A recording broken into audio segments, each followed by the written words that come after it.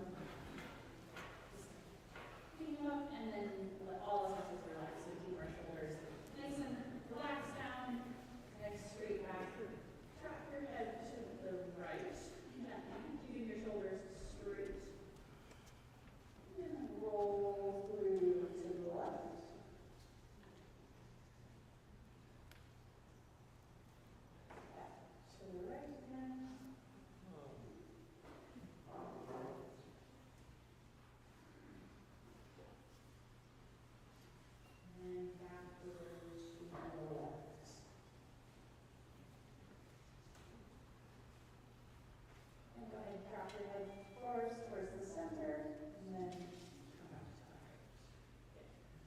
And then a smile.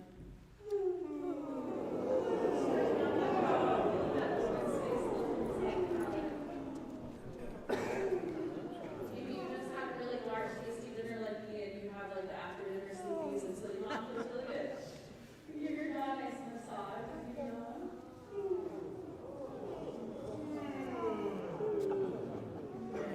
Okay. We're going to take a nice deep breath in, feeling our rib cage expand outward as we breathe in, and our diaphragm expand down.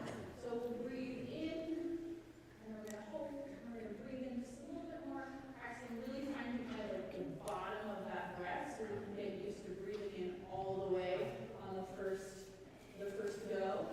And then we're going to breathe out on a shh. So here we go. Breathe in.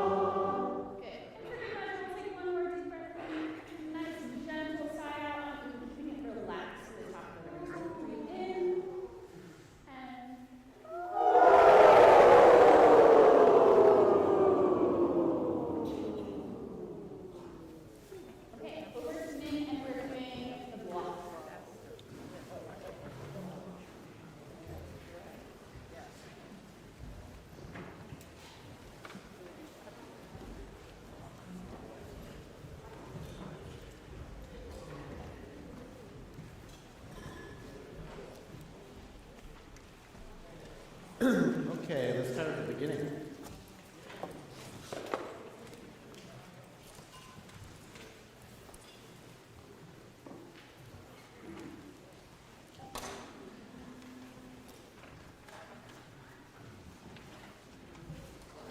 Maybe just pick up to rehearsal 3, page 2. Okay. Are you sitting up? Now remember, we have to get through this entire piece that has 5 sections. We don't have as much time as we want. We have a lot of repetition that we want to do, but you also want to make sure that we have good continuity and building from the beginning, right? And yeah, breathe together.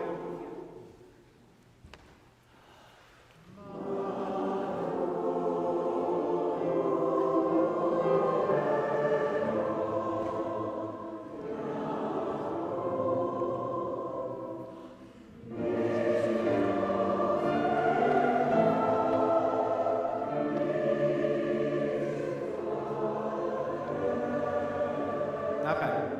Yeah, remember, sing a little stronger than to the dynamic implies, okay?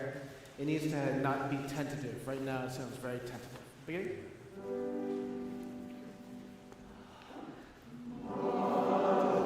Yeah. Not ma-tov, ma-tov. Sing through the notes. Ready?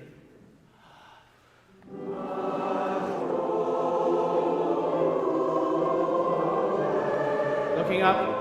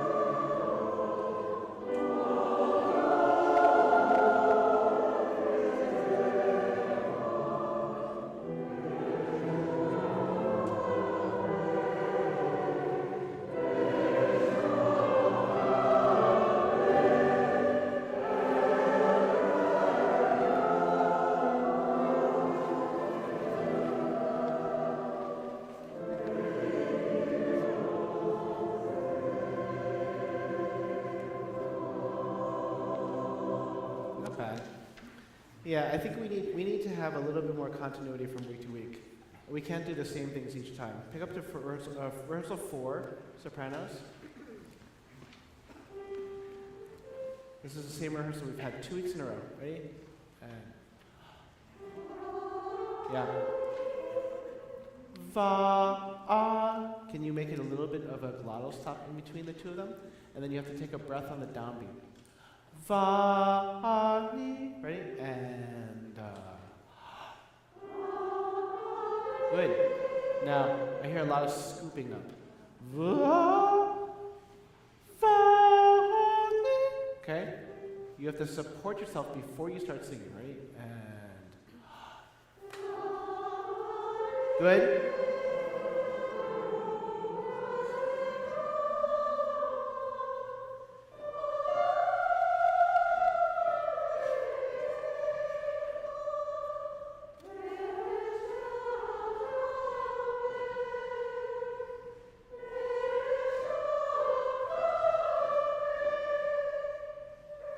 Yeah. So that bar, you have to wait for the second beat, which is going to be later than you think. So like we said last week and the week before, you can't come in. You have to listen to what the other chorus members are singing first, so you can come in a little bit later, right? Okay? Everybody rehearsal 4?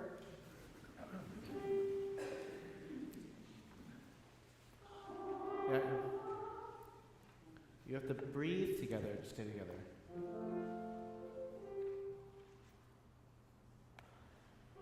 That's it? Yeah.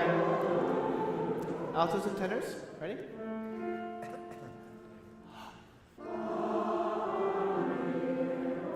Altos and tenors. Without tie?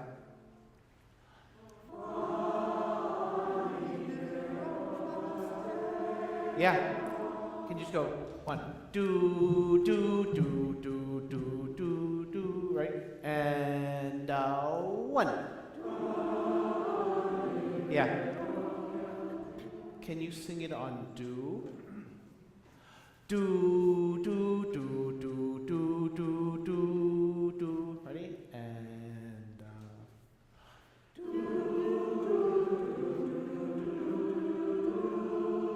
yeah. So now listen to each other.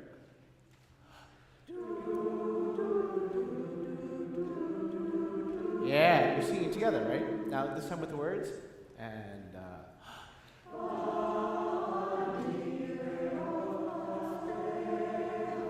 yeah, with the sopranos. And sorry, with the sopranos. So the sopranos come in before the tenors come in.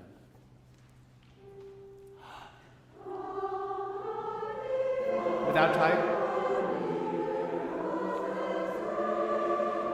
Yeah, better. Yeah, I think you have to be aware of what's going on at the same time. Okay, so you have to sing together. Right now, everybody's just making up things. Ready? And this is a. Okay, and yeah.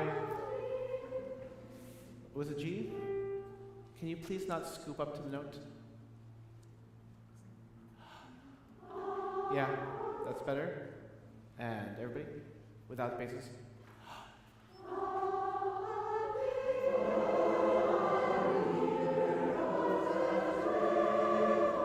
Good. With the basses? Now basses, you come in on the beat, right?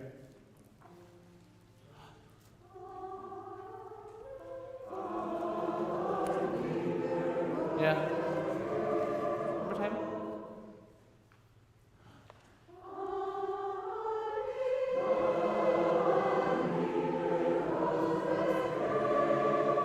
Yeah. Okay. Now see if we can do that as an ensemble, and it goes piano crescendo, right?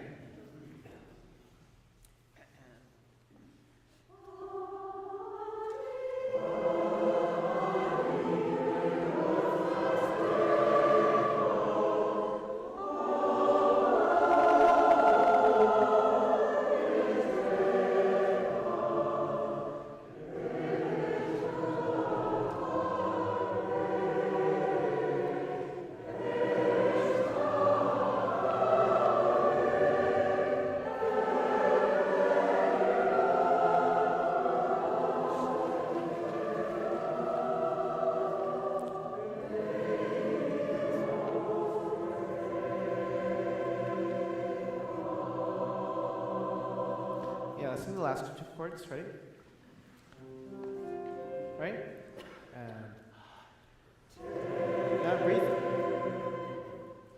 Te, right? And a little higher, altos.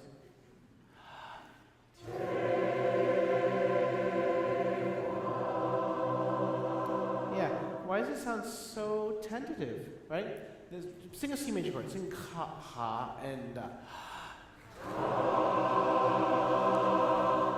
the last chord, forte.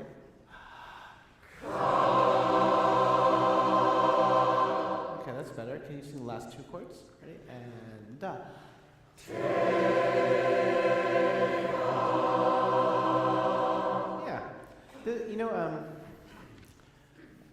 This music. The rhythm, the tempi is very flexible. But that doesn't mean we don't sing together. It means it's 100% harder because you have to move together. And the only way you can move together is if you know how your part fits in with everybody else. Right now, nobody's looking up, there's no connection, and on top of that, you're not listening to each other.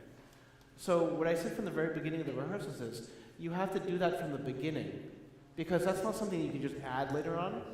That's essential to learning the piece, and we're not doing that right now. That's why we're having the same rehearsal 4 weeks in a row. There are 5 parts to this, and I said we have about 2 weeks for each part, And we've done this part 4 weeks in a row. So can we start from rehearsal 4? Now, I want you to do it just straight in time. Va, ni, right? 2. Now, I'm not going to give you every single time.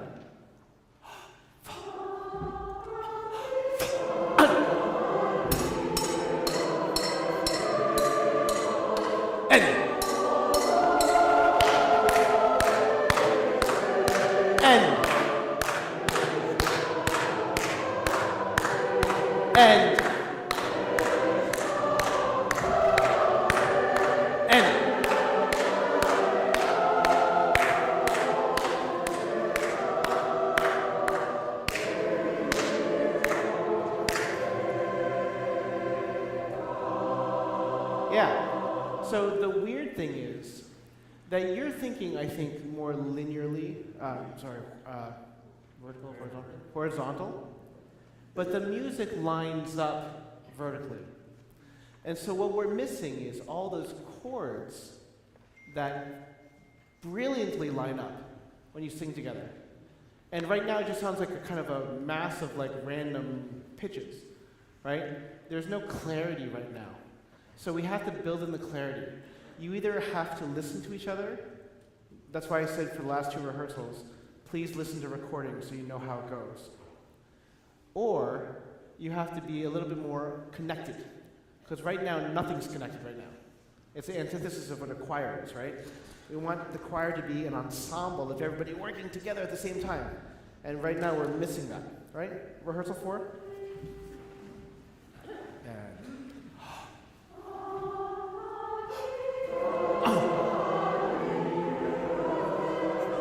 Yeah, good. I love the gumption sopranos, but you left everybody else in the dust. Okay? Look at them. They're your friends. Say hi. Don't say bye. Right? Rehearsal 4. And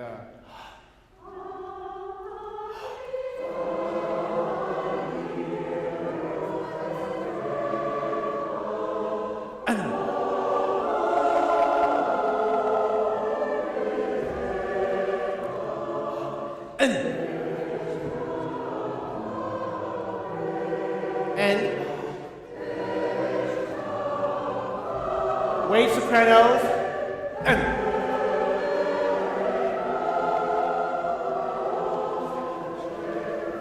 Chord, chord, chord, chord, chord.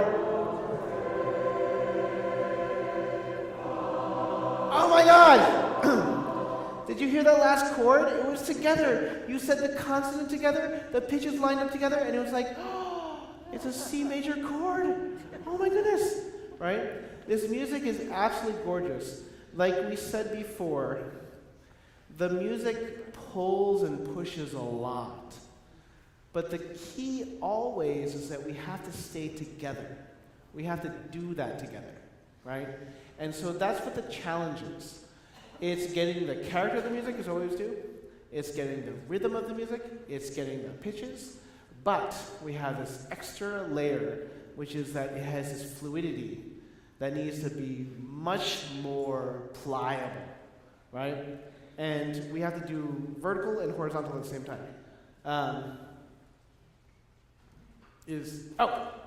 Okay, great. We have a special guest today. Now, as you know, there are probably about 1 billion masses in choral music, right? We have, the church has had many, many, many masses. And we have requiems, we have masses, we have glorias, we have all these various,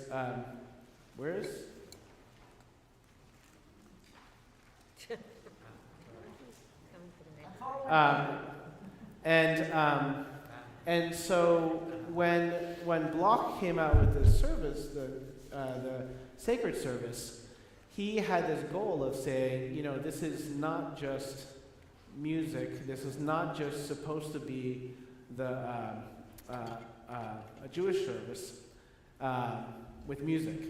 He wanted to make a piece of art. He wanted to make this music to be appropriate not only for synagogue, but also for concert halls, like we do now. I mean, it sounds funny to sing like requiems in a concert hall. We do like Mozart Requiem, and you're like, oh, okay, this is beautiful music, but it also had a function too, right? And so we wanted to talk a little bit more, get into this topic a little bit more, because we have much more familiarity just because of the volume of masses in the repertoire, and we have very few works of Jewish origin. As I think I mentioned to you before, I was in a Jewish choir. It wasn't a Jewish choir, but it was a choir that had a conductor that was very had a mission. He had a mission to try to create and commission more Hebrew works, and so we had a lot of fantastic compositions. But we have this special scholar, a Hebrew scholar. I don't know how to pronounce your first name, Mr. Singer. Jose. Okay. This is Jose Singer, who is a Hebrew scholar that's going to talk to us a little bit about the history of not only the service, but also give us a little bit of background for this piece. So we have a handheld mic for you that it's in your hand. That's really great. Very convenient. So please, come.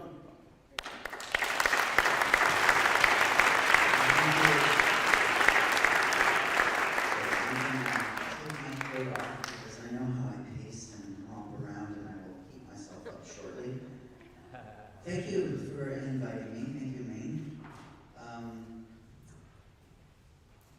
Let me see, just any burning questions about what you've been up to so far. I know what me and I have talked about that could be helpful to put this piece in context, but I'm wondering if anybody's got anything on the top of their mind that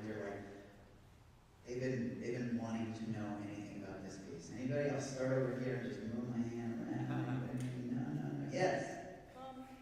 There's at 5. It says cantor. Cantor. I'm curious who that is and what they do.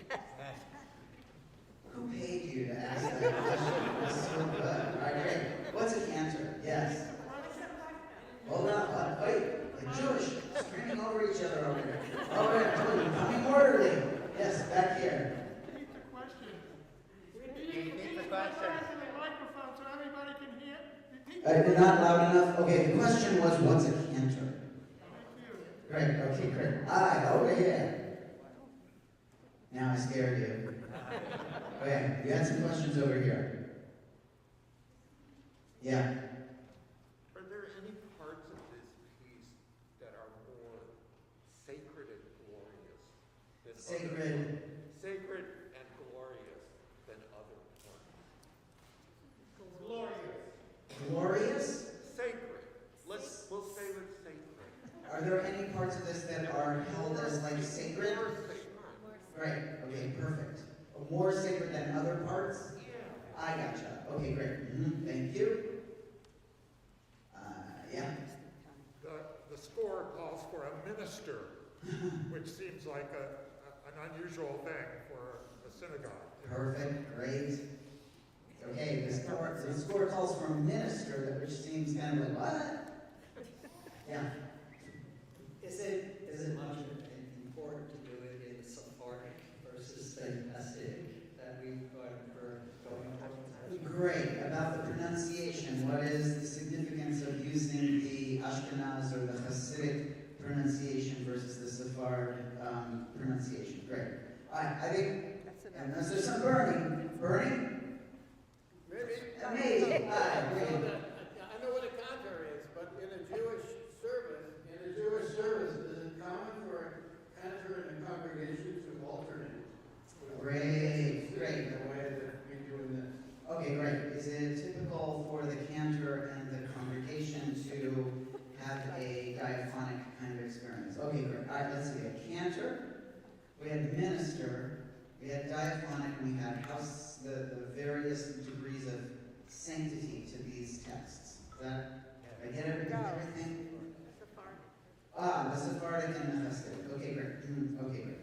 This helps me because We could be here all night trying to unpack what's going on from a Jewish point of view, from a Jewish historical point of view, to get you to what Bloch was up to. So let's start with the pretty well-known fact that Bloch was not a particularly religious man. Right? He wasn't like a regular synagogue goer. He was a regular concert goer. His synagogue was the space of music and musical performance and musical expression. Not so much about liturgy or all of these questions that you've raised about what language should you be, like what pronunciation of the language should we be using, and how does it even arise that we've got so many different pronunciations of Hebrew? The liturgical choices that are made, that are based on liturgical choices that had already been made, that were based on other liturgical choices that had been made previous to that. There's so much going on in this piece. There's so much going on with him. There's so much going on with the fact that it is, as Ming was saying, one of the very, very first and strongest examples of a Jewish attempt to do with the liturgy what, Bach had done, for example, with the masses, although nobody is going to be able to touch somebody who took on doing every single day, right, every single mass for every single day, which is a massive, massive, musical undertaking. But he was a genius, so there you go. All right, let's go all the way back to Abraham. I told you we could be here for a very long time. We really could. So, would Abraham recognize this? Absolutely not. Would Abraham recognize prayer? Absolutely not. Would Abraham recognize an Orthodox synagogue? Absolutely not. Would Abraham have recognized the temple in Jerusalem? No, absolutely not. So we're starting out with a guy whose impulse was a spiritual quest to leflecha, to go to himself. This is how it is. The beginning of his quest begins with this moment where he hears a voice, where he hears an instruction, a divine instruction, to leflecha me'artzecha u'me'moladetecha u'mibeit avicha, to leave his country, to leave his town, to leave his father's house, and to go where I will show you. And the beginning punch, the salvo that God, or this divine voice, or this internal impulse is leflecha, go to yourself. And off he goes, as we all, I'm sure, in this room, understand that moment when you have to leave everything you've known, everything you've been defined by, and find out who you really and truly are.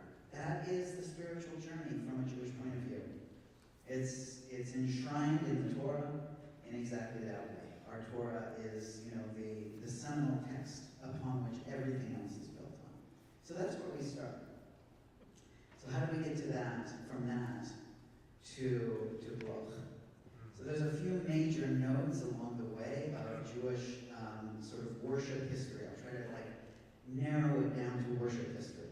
And the first big change from being in the desert with Abraham and his crew, and then they drop on rocks and they pour oil and they stack up stones and they offer their pourings out of their heart at random, at will, on inspiration, to something much more formal. And that transition happens when the temple is, or the Mishkan, the traveling temple, is built after Abraham's descendants have found themselves ensconced in Egypt, and everything is going pretty well until a particular pharaoh comes along and says, "Oh, too many of those foreigners. Let's get rid of them." Sounds familiar. Anyway, he decides we have to get rid of all of these people, and if you know the story of the Exodus, that's the part that we're talking about. They finally win their freedom, and they find themselves in the middle of a desert, and they have to recreate themselves. They're left behind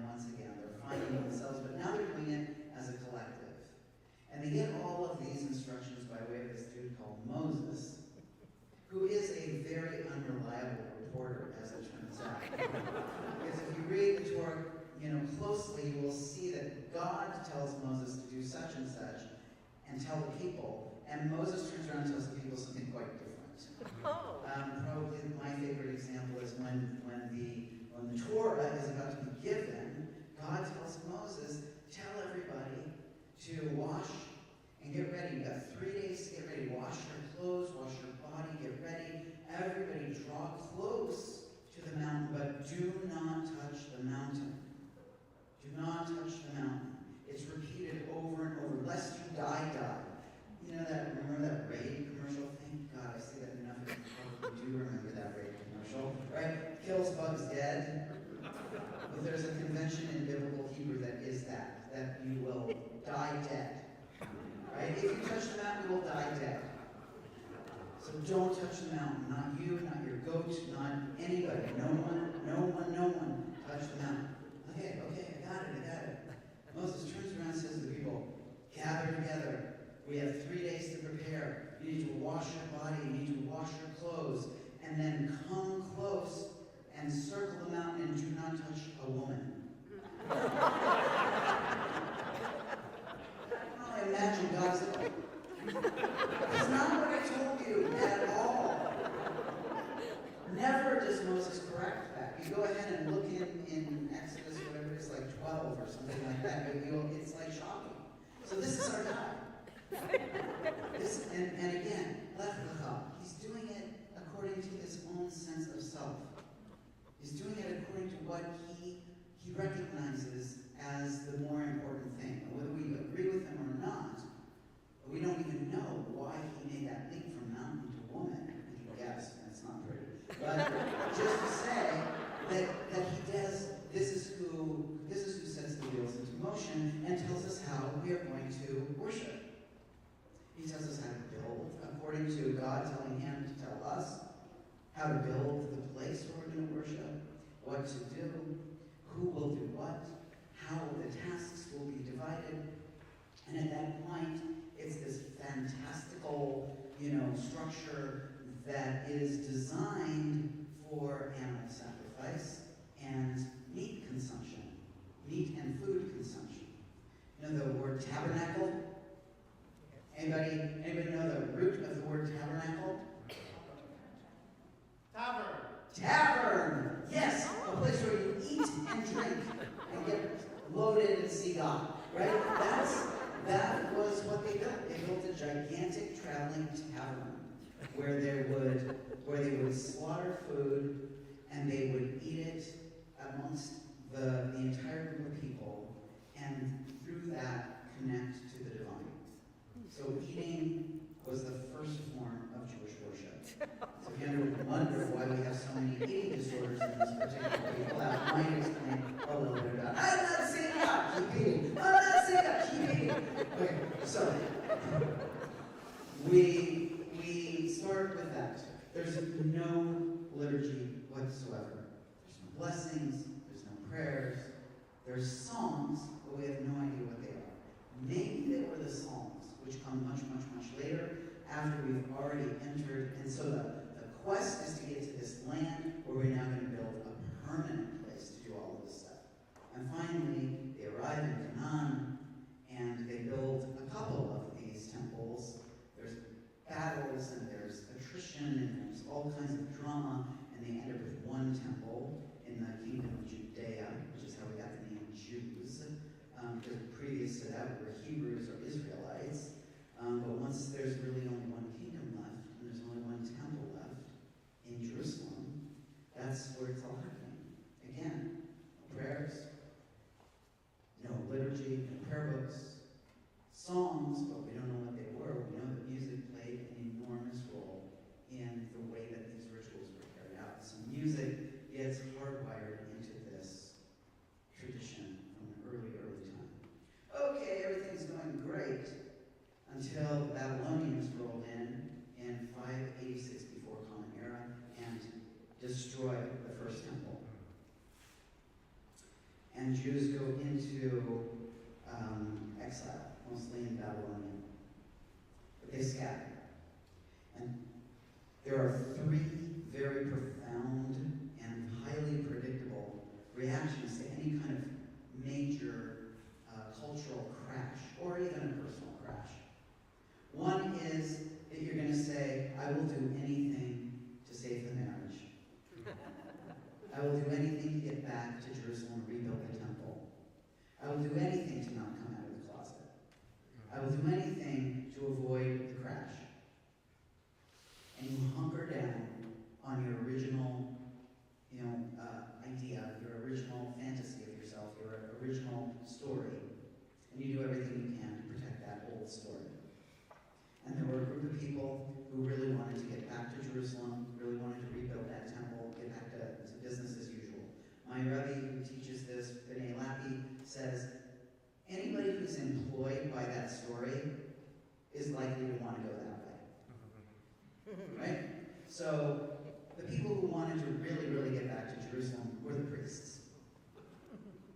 They wanted to get back there. They wanted to get their perks back. They wanted to get the best cut of meat. They wanted to get their life back the way that they knew it. So that's group number one. Group number two are the ones who are like, you know what? I hated meat. I'm a vegetarian. I really didn't like the whole temple situation at all. But I rather like these Babylonians. And after all, if they could knock down God's house, they're probably a lot more powerful. I'm all with those guys. Right? And it's like, ooh, they've got newer, better food, they've got cuter people, they've got better songs, I like the shoes. I'm going with that. Right? So, the marriage breaks up, you find somebody new, and you're all about that. Right? The newer, better, fancier, yummy, new, exciting, yay, it's perfect. Right? You come out of the closet finally, and you go all the way over. Like the next thing you know, you are like the gayest person who ever lived. Ever. Everything's gay. Your dog is gay, right? Everything's gay. Because you're in that new place that was such a break from where you had been. It represents a cataclysmic shift in identity. And very, very often we ping pong. Right? We throw the baby out with the bathwater. We go 180 degrees in the opposite direction. Option 3 for the people who are like, there were some problems back in Jerusalem, for sure. And I have some doubt now whether that was really God's house. Like maybe we didn't do it right. Maybe we got the message wrong. But, there were some good things too. And I kind of miss it. That said, these Babylonians are kind of cool. Right? And these people tend to synthesize. They tend to grab a little bit from the new reality, holding on to the best things about the old reality, and figure out a way to braid it into something stronger, better, more adaptable, and that actually meets them where they are in that moment. Hold on to those. I know this seems like a rambling and Marge knows. This is the Joe Show. It sounds really rambling and you're like, what is this guy talking about? Hold on to all of these big ideas. I promise you it will all come gelling back together at the end. Alright, so you got your Abraham, you got your left thigh, you got your go yourself, you got Moses, who was an imperfect translator, and now you've got the crash of the first temple, and you've got people going in 3 very highly predictable directions. Those option 1 people who wanted to get back to Jerusalem, they had a twist of fate that was made for them. A dude called Cyrus the Great comes along, who schmeises the Babylonians, so he's Persian, right? He comes rolling in and he's like, now I've got all of this territory, including Jerusalem. Got everything that the Babylonians had and then some. And he's like, needs people who are going to be loyal to him, who really want to be in those areas. And he's heard about these people who really want to get back to Jerusalem. And he goes to them and he makes them a deal. You want to get back to Jerusalem? Yes, of course. They didn't actually talk like that. It's probably a little different. That's that well, you guys have been studying Ashkenazi, so that'll be, He says, I'll tell you what. I'll give you all the resources you need to rebuild your temple. I'll reinstate you as the sovereigns over your own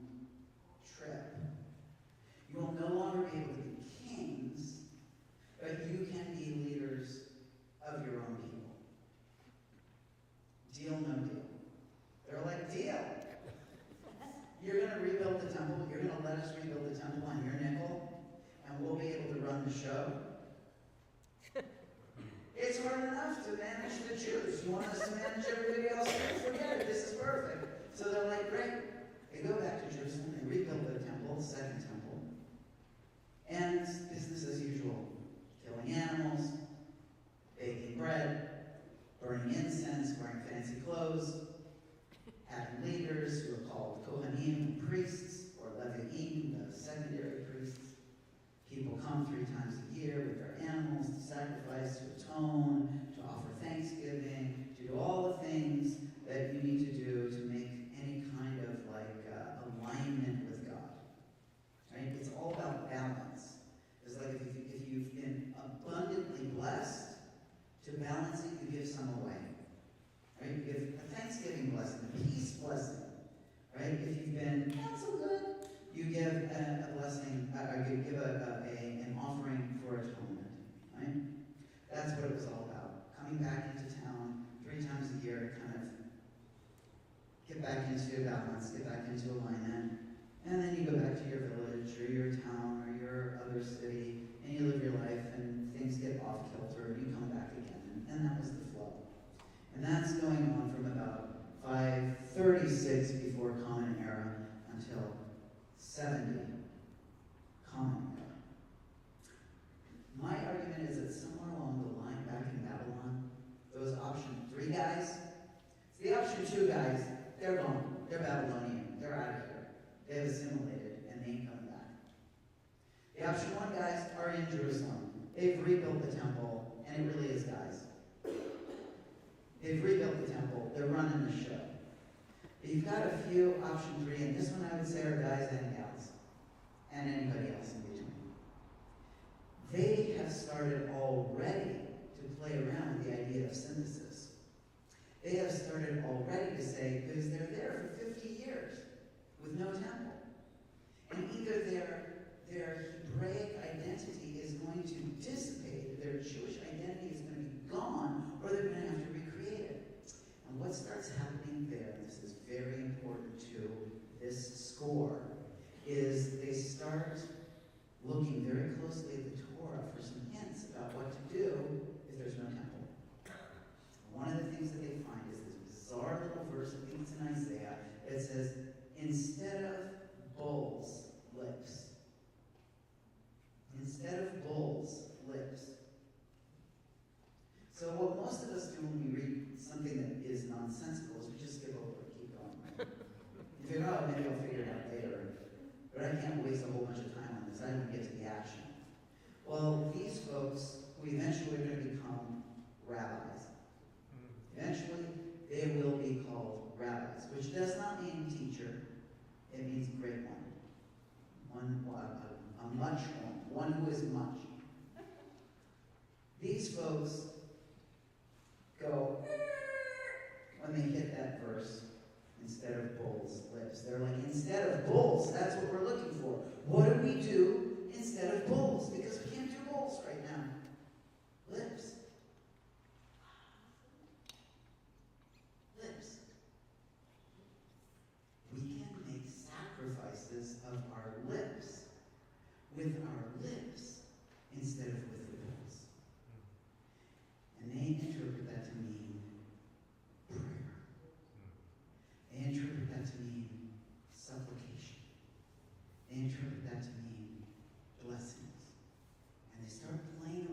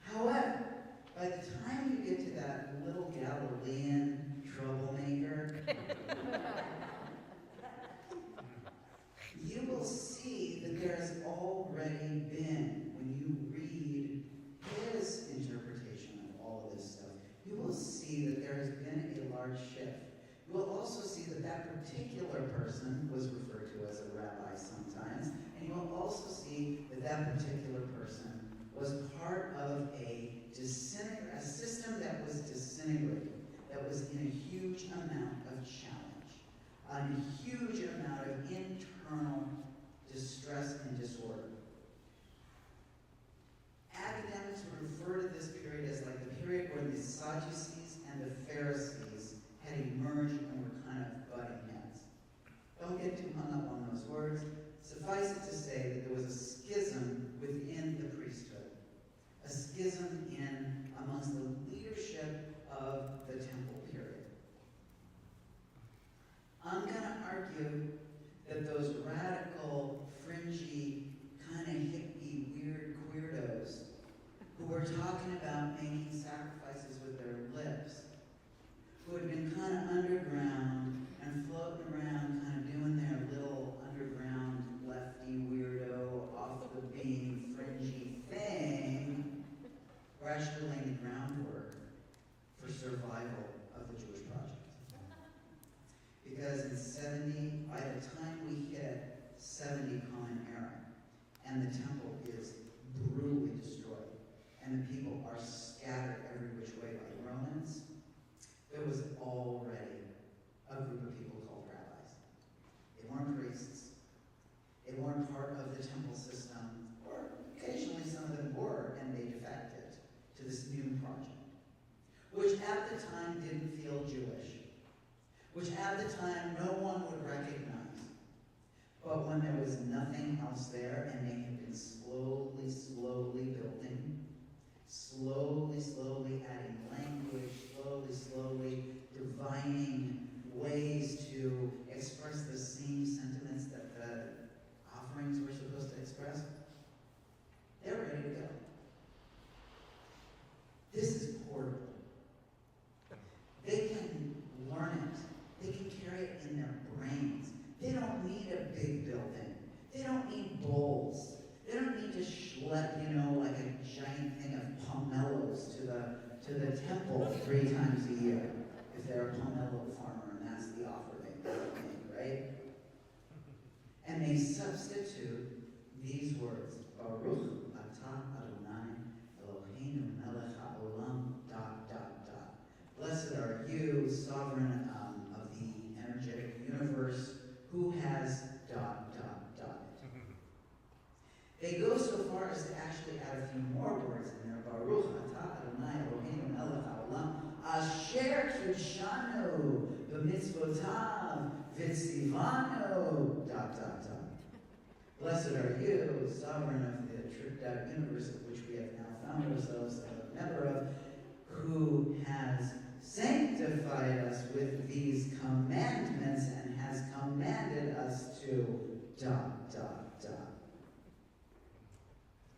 Interestingly enough, the rabbis use that second blessing very often for things that you will not find God ever commanding us to do, like lighting Shabbat candles. There's absolutely nowhere in the Torah where God says light Shabbat candles. Like lighting Hanukkah candles. Not only will you not find God telling us that we should light Hanukkah candles, you won't find the story of Hanukkah anywhere in our scripture, because we left it on the cutting room floor. You gotta go talk to the other Jays, the Jesuits, to get your hands on the Apocrypha, where you might get the story of Hanukkah in a scriptural form, but you will not find it in Jewish scripture anywhere. The chutzpah of these rabbis who would say, Baruch atah Adonai Eloheinu melech haolam, asher kidshanu b'mitzvotav v'tzivanu, lahadlik ner she'ol Hanukkah. What are you talking about? Lech lecha. Do not touch a woman. Build a temple.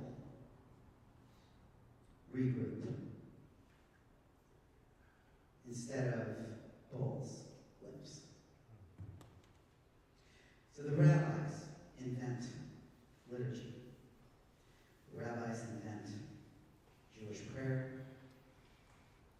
The rabbis invent the art of blessing. The art of using this slithery language We never bless one. We bless the Creator who created the fruit of the vine. We never even say wine. We bless the source of all of these things that we experience in a embodied, temporal, tactile, gastronomic way. We never bless the thing. Because this whole tradition is about the magnificent nature of creation and whatever it is that is ising this reality into being. And out of those blessings and out of those moments of trying to figure out how do we now sacrifice, they loved the idea of sacrifice. It resonated with that. It resonated with give it up. Let go. Give it to God. Right? In modern parlance, let go and let God. Right? That's what they were doing. They understood the need to balance by letting go. If you are abundantly blessed, let go of some of those blessings because somebody else needs that. You're going to do more good in the world by letting it go and feeding your neighbor or being generous than you will by hoarding. And if you are broken and you have caused harm and you are trying to get back on track, then let go of your anger, your shame, your madness. Offer it to God. Say, here, I can't do anything with this anger. All I'm going to do is make things worse. Could you take it? Because back in the Torah, you seem to really like the smell of burning bones and fat and hair. So maybe you can take my burning bones, my burning fat, my burning hair, and do something beautiful with it. Because I can. I'm a mess. And we use words to express all of those things. And slowly but surely, little by little, something that we now recognize as Jewish worship comes into being. Because they cobble together all of these different words, all of these different ideas, this flow, this energy that is still based on sacrificing animals. Right? So the typical, any of the services, you're dealing with shacharit and you're dealing with the Saturday morning Torah service, right? It always starts with warm-up. Get in the room. It starts with getting dressed. Right? Just like the priests would come in their fancy clothes. So you come into shul and you put on your rehearsal. You put on your fancy clothes. Put on your sacramental vestment. And then you offer up some, words of noticing the daily, nisim hayom, the blessings of every day, nisim kol hayom, the blessings of every day, the miracles of every day. Oh, the sun came out, wow. Oh, the rooster's crowing, this is great. Oh, I got out of bed, incredible. It didn't fall, my neuropathy didn't cause me to fall over this morning. My feet are firm on the ground, right? My eyes are open. I took a nice big breath. My soul has been restored to me. All of these run through this whole thing. Just wake up and get happy about being there. And then words of praise, right?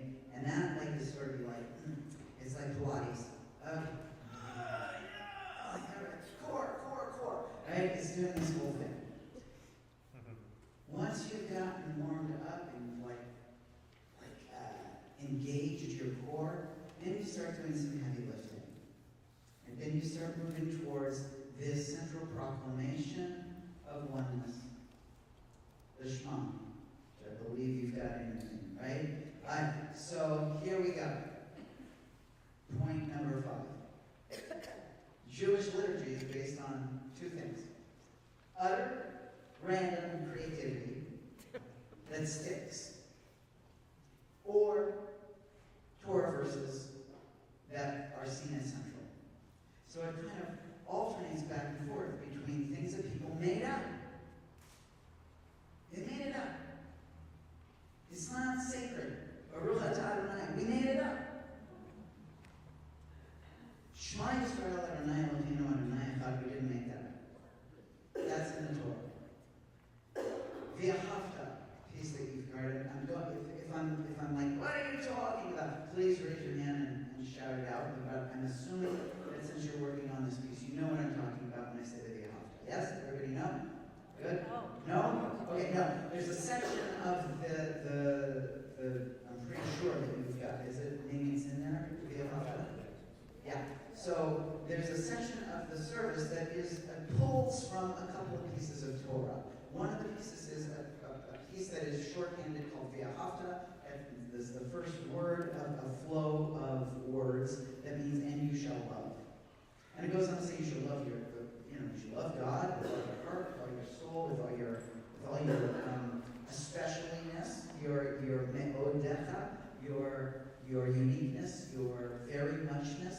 I mean, they usually translate it as might. It's a terrible translation, in my opinion.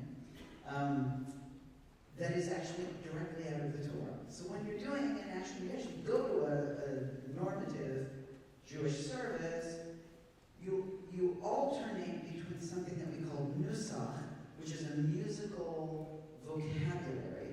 It's like modes that let you know what day it is. So if you're Shabbat a weekday or a holiday, it lets you know what time it is, whether you're morning, afternoon, or evening. And it lets you know where in the service you are. So like a symphony will almost always modulate at some point, right? There are very few symphonies that are just in the same exact key all the way through. Similarly with these services, that they shift as you go through the service. So with the Shabbat morning service, it starts with something called the Shochem Ad mode. It would be like da da da bam bam da da da da Ruach Atah Adonai Eloheinu da da da da da da da da, like this, right?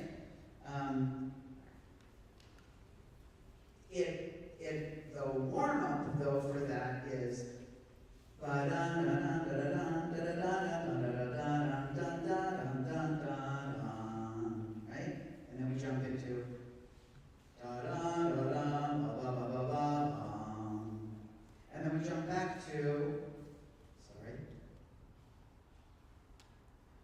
oh man, too many keys in my head right now. We jump back to a more major kind of mode that lets you know where you are positioned. Part of what then has happened is composers have come in and said, oh, I really like that particular part. I'm going to set it to music. I'm going to set the Ahava Rabbah to music.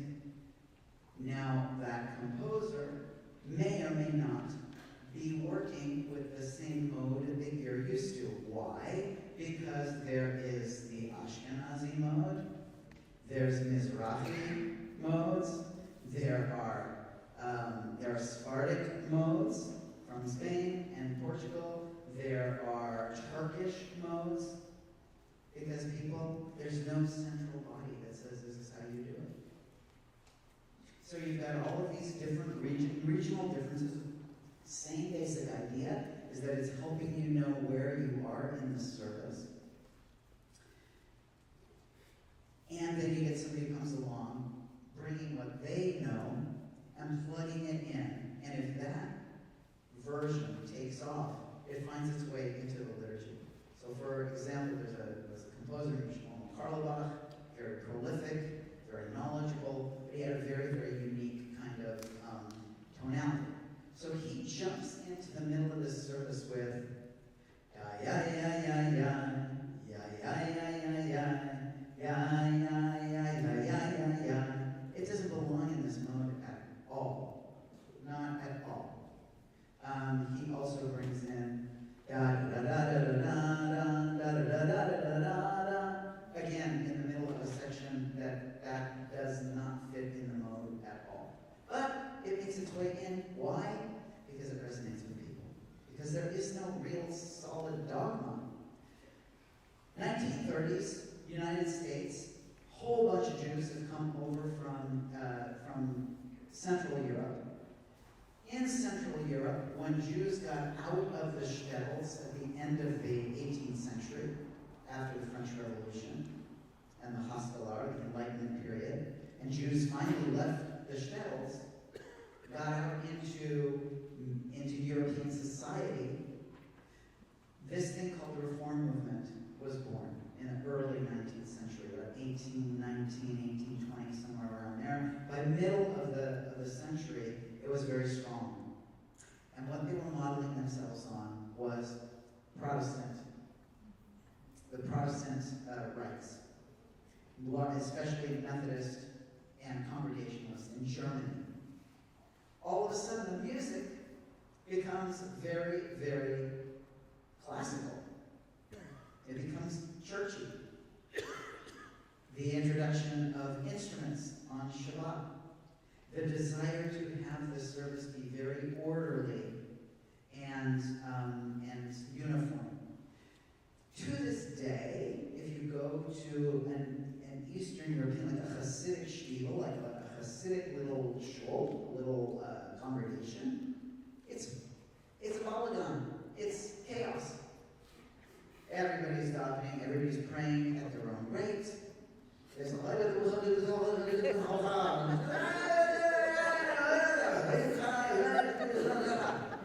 cantor was the guy who kept it more or less on track. The cantor was somebody who was trained in that nusach, trained in those modes, trained in when to change it, trained in how to do it, who would be holding the center of listening to what was going on in the room, would be pacing it, would be moving everybody along, and who would be, and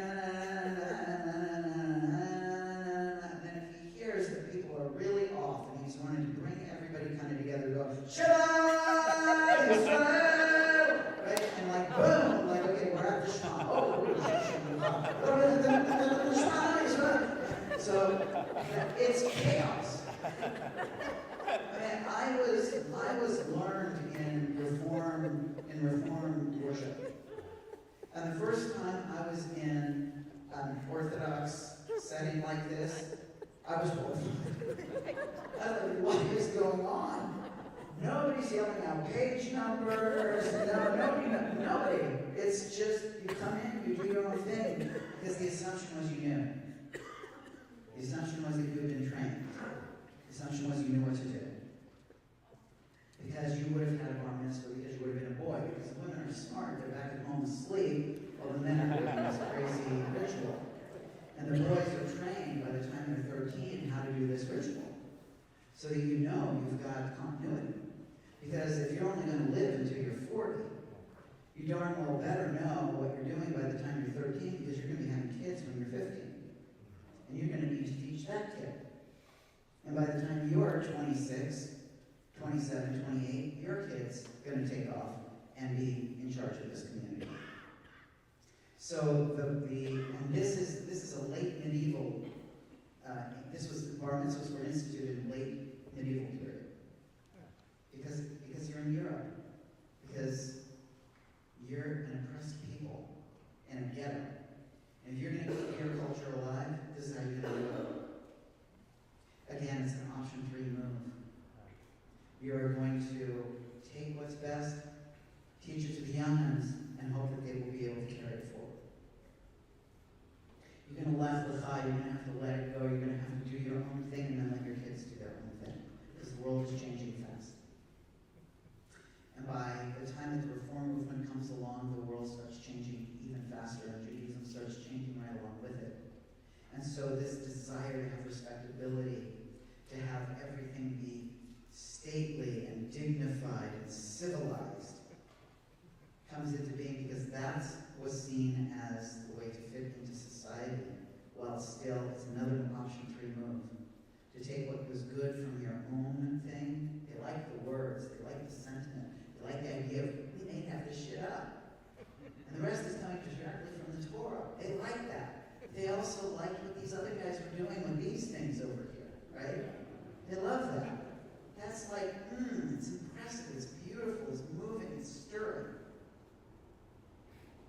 When that imports to the United States, the reform movement has gotten rid of bar mitzvahs, has brought in choirs,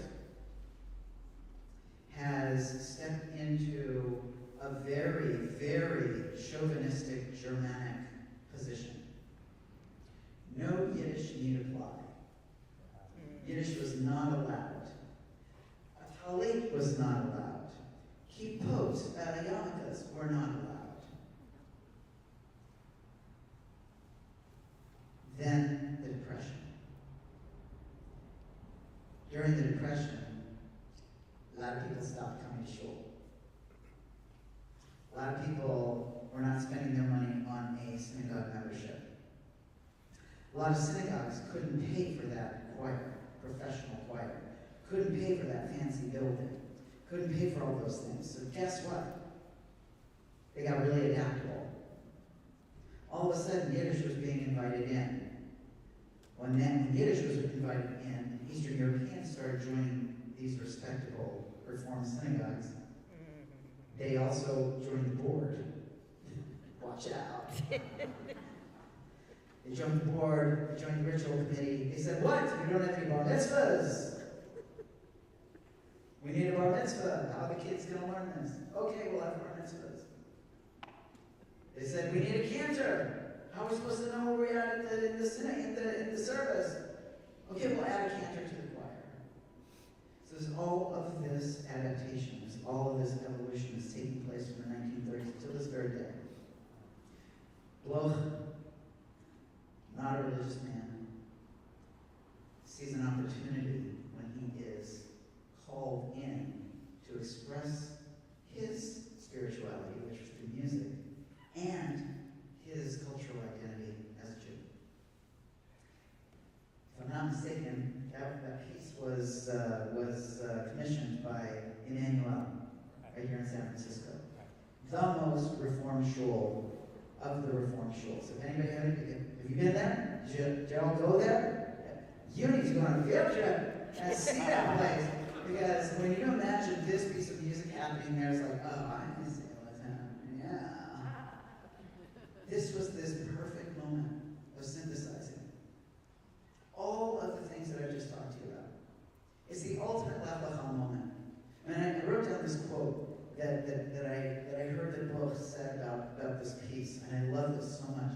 He says, as he wrote it, it took him like 3 years or something to write it, 2 years, he was like in Switzerland, I think, writing it. He said, it far surpasses a Jewish service.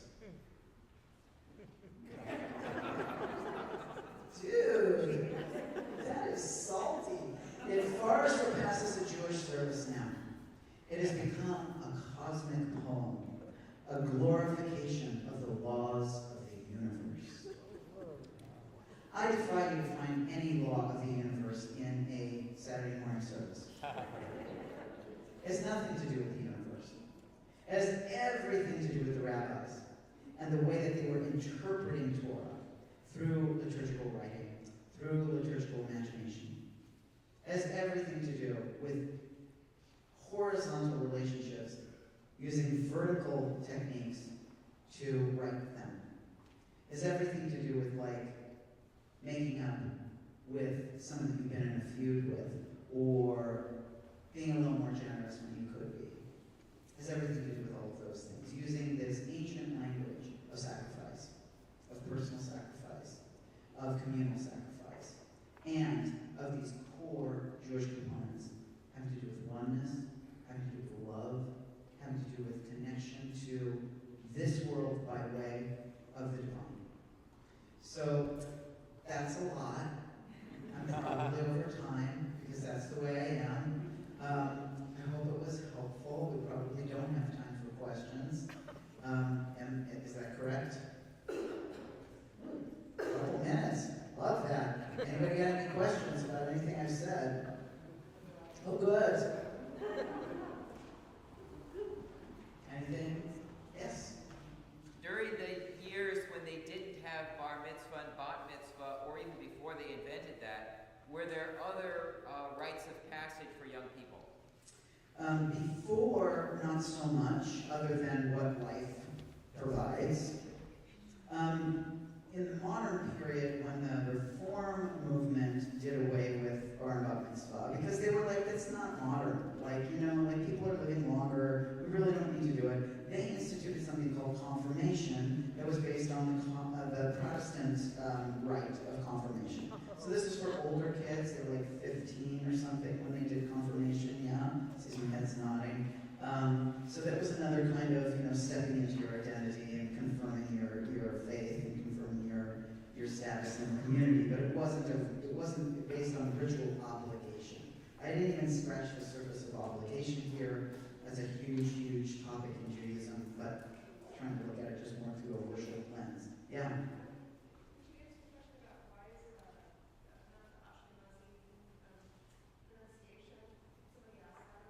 So I understand that, for a very long time, the dominant pronunciation was what some people might refer to as a Hasidic or an Ashkenaz pronunciation, which is based on Yiddish, which is so interesting because the early Reform movement was absolutely dead set against Yiddish.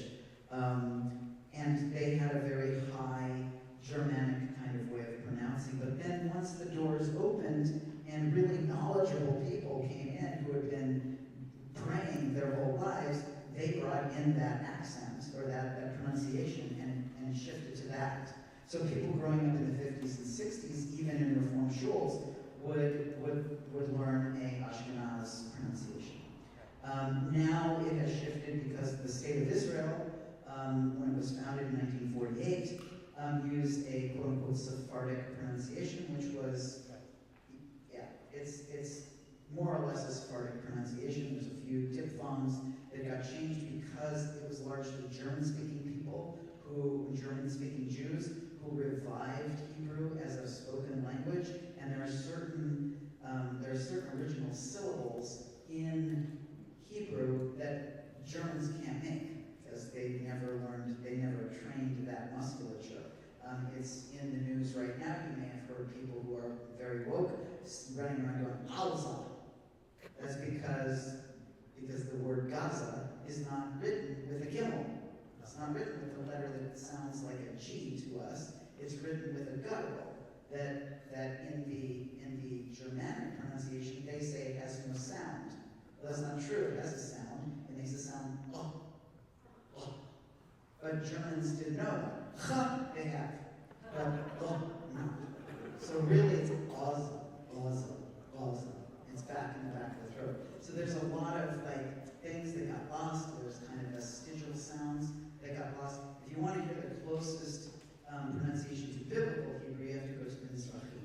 So the Eastern Jews from Yemen, from Morocco, who've been speaking a more consistent version of the language for a longer period of time.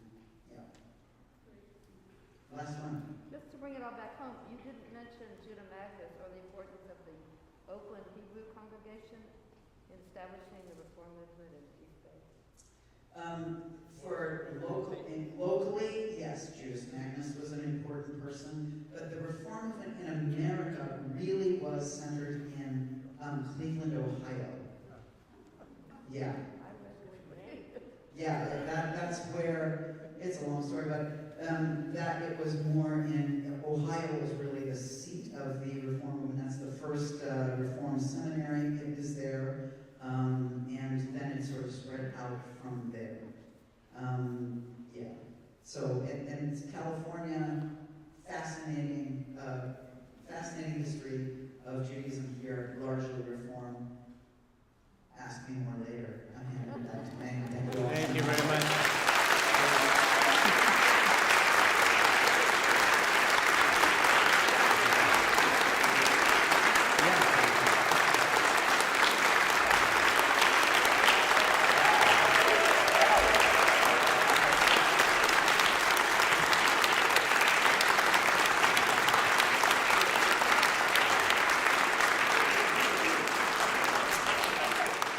What an amazing conference.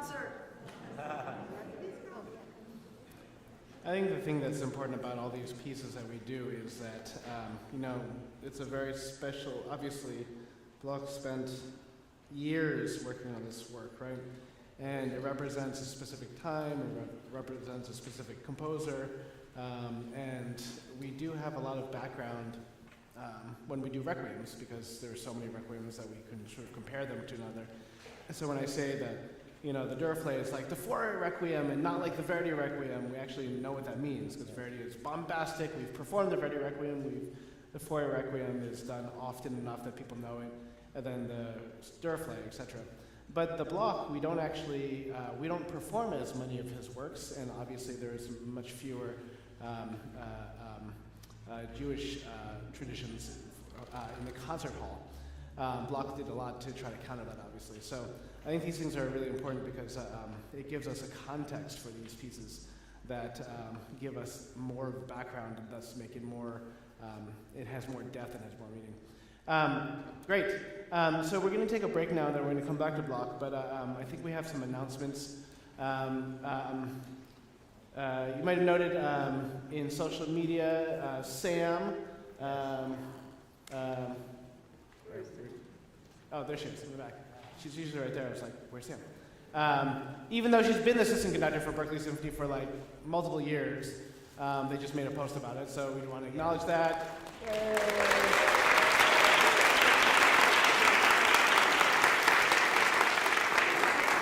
They made it seem like she just got announced as assistant conductor. I was like, but she's been assistant conductor for like 2 years. That's like, hey, did you know that Sam is assistant conductor for BCCO? Like, yes, we did know that. Thank you. Okay, do you have another announcement?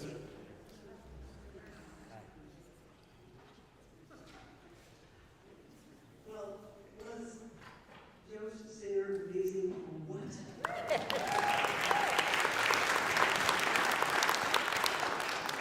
Thank you to Marge Boyd, soprano, who brought him to us. Thank you, Marge. That was amazing. A few announcements. Last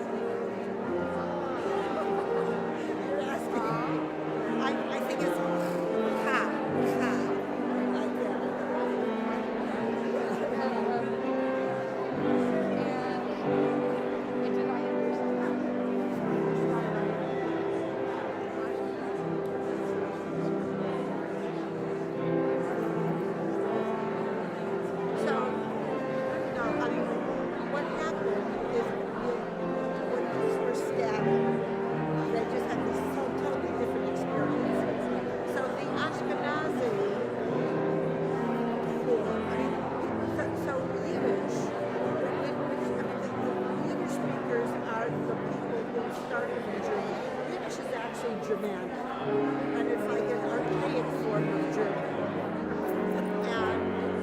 And so and then it got mixed with other kinds of things as they went further east from Germany.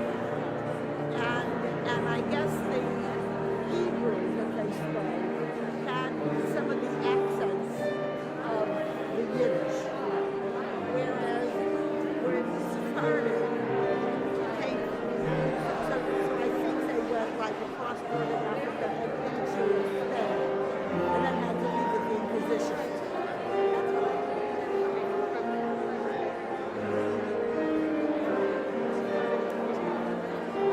No, Sephardic is more Spanish. Yeah. So there is a different pronunciation.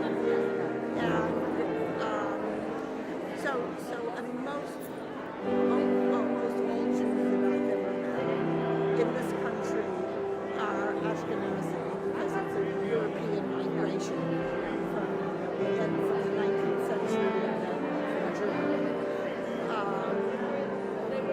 But I don't know why, when Israel decided it was going to happen, I don't know why it decided on Sephardic, except that I think, even though they were all Ashkenazi, not all of them, but I mean, it was primarily a Zionist European migration that went there. And I think, it was such a, they lived in the Pale of Sun, and they were so discriminated, and they were a very sort of oppressed, subjugated group. And I think that there was a rejection of all of that European stuff. And I think the Sephardic, which I think remains spoken in the North Africa, I think the major cities of Egypt and Syria and Iraq, there were a lot of Jews who didn't experience that same kind of oppression that they did in Europe. So I think, though I don't really know this for sure, but I think that was a kind of more independent, prouder idea or something like that. I don't know.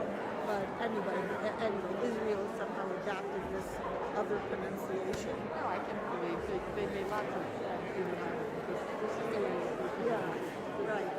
Here's how it's going to be going on, and it doesn't have any basis in Israel. This is a Right. So dances. Oh my God. Okay. They're just made up.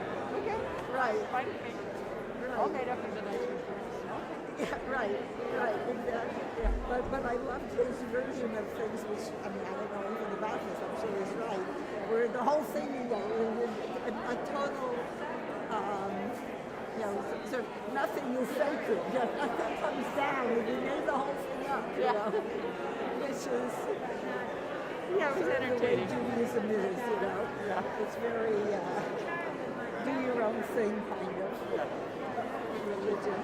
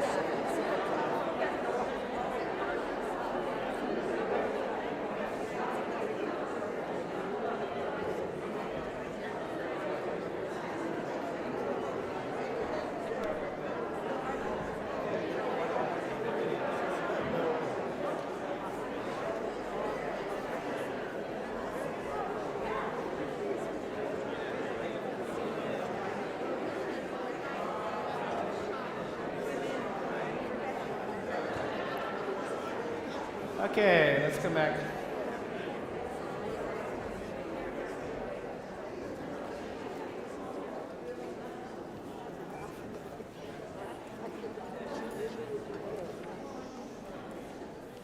I think the hard part about the block is that there are so many little sections. Yeah. It's not like 5 parts, it's like 40 little sections. Yeah. So the goal is just to be as familiar as possible.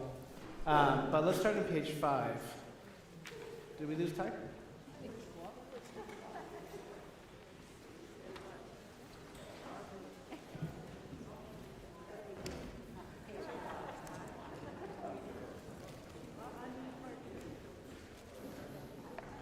Okay, so page 5.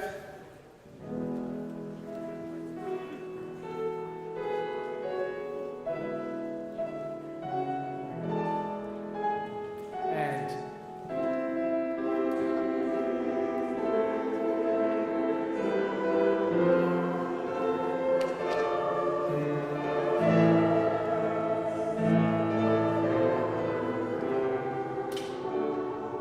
yeah. So I would start off a little bit louder. Let's just hear the basses and sopranos. Ready? 3 and 4.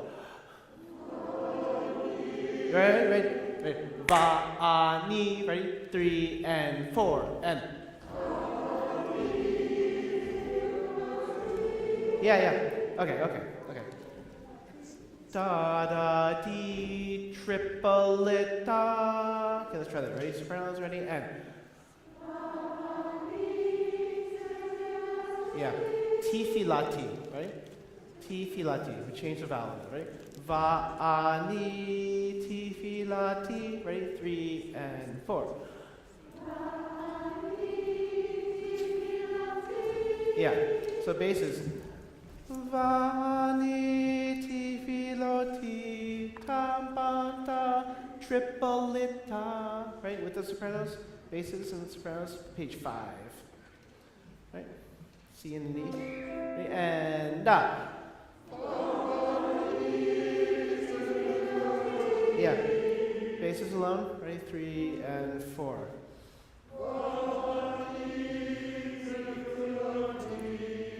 Ti filati. Just go ti filati and.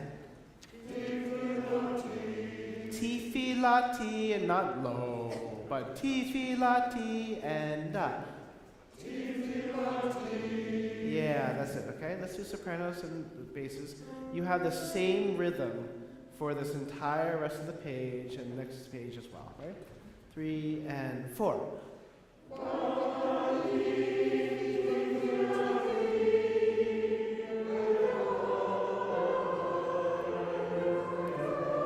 And. Yeah. Okay, yeah. So, I start to get anxious because we are very far behind, and I don't want rehearsals to be like sectionals. Sectionals, you run through it 9 times in a row and say, this is the first time we're going to practice for you. And so I don't want it to be a repeat of some of the other semesters where like we get really far behind and then people start looking at the music like 3/4 of the way through the semester and say, oh, I guess I have to learn it now. We have a concert coming up. The goal is to get through the music and learn the music and then feel as familiar as possible. But that requires sort of, you don't even have to practice it with your voice, but you have to know what's going on, right? And we're lacking that because we've done this same section, page 5, every single rehearsal so far. And so the things that are difficult are that it has a change of rhythm, right? Ta, ta, ta, ta, ta, ta, ta, right? But this is not the first time we're doing it, so this is where I start to get really concerned, okay? Because I can't do the practice for you. I can't. If everybody spends 5 minutes doing it, literally only 5 minutes looking at it, collectively, that's like hours of practice that we don't have to do like now. And we don't have time, we just don't have time to do that. And it's boring, and nobody wants to do it, right? So why don't we just do a little bit of work so that everybody enjoys the rehearsal, right? And we get into the music. The goal always is that music is not just the notes and the rhythms.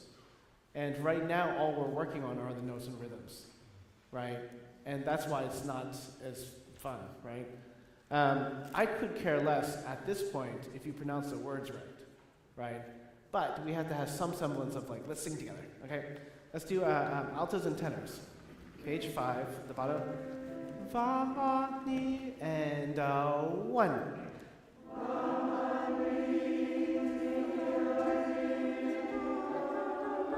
Yeah, so this is one of those places where the rhythm changes from triplet to duple. So listen to me for a second. Fa, ni, ti, fi, lo, ti, ta, ta, ta, ta, ta. Ta, ta, ta, ta, ta, ta, ta, ta, ta. Right? Let's just try that. Everybody try, or just altos and tenors. The second bar, okay? Ti, fi, la, ti, le, ho, right? Ti, fi, la, ti. Just do that soprano, altos and tenors. Second bar, right? Ti, fi, la, ti. Ready? And. Good. Now that's the triplet part. And then everything else is duple. So, leho Adonai, right? Just do that, ready? And. Yep, good, that was right. Ta ta ta ta ta. Leho Adonai, ready? And da. That's exactly right. Now, the goal is to switch your brain quickly. You go triplet dubles. Ta ta ta ta ta. So you have to know that there is a change right there. Let's just do the altos and tenors. The second part, ready? And da. And. That's it. Okay? So the goal is that you should write in something, or when you kind of look at this, remember the triplet. That's the one that's going to trip us up. The triplet. So the sopranos and basses, the triplet at the end of the first bar, altos and tenors, the triplet at the beginning of the second bar. Okay? Let's try that. Now, after that, all 4 voice parts sing the same rhythm. So let's try that together. We'll try that together. Okay? Bottom of the page. Ready? And. Triplet. Again. Le ho. And. Good. Now, don't even worry about turning the page. Let's do the pickup Elohim, right? Just look at your next page note. Ooh, altos, you stay the same note. Tenors, you go down a fourth. Basses, you go up to the A. Sopranos, you go down, up. Let's just go Elohim, right? Over the page turn. And resolves to. So, and Elohim, right? And good. You don't even need to turn the page. Ready? One more time. And Good. Now let's do the beginning of that bar. Na Esko Ratzon Elohim, right? And N.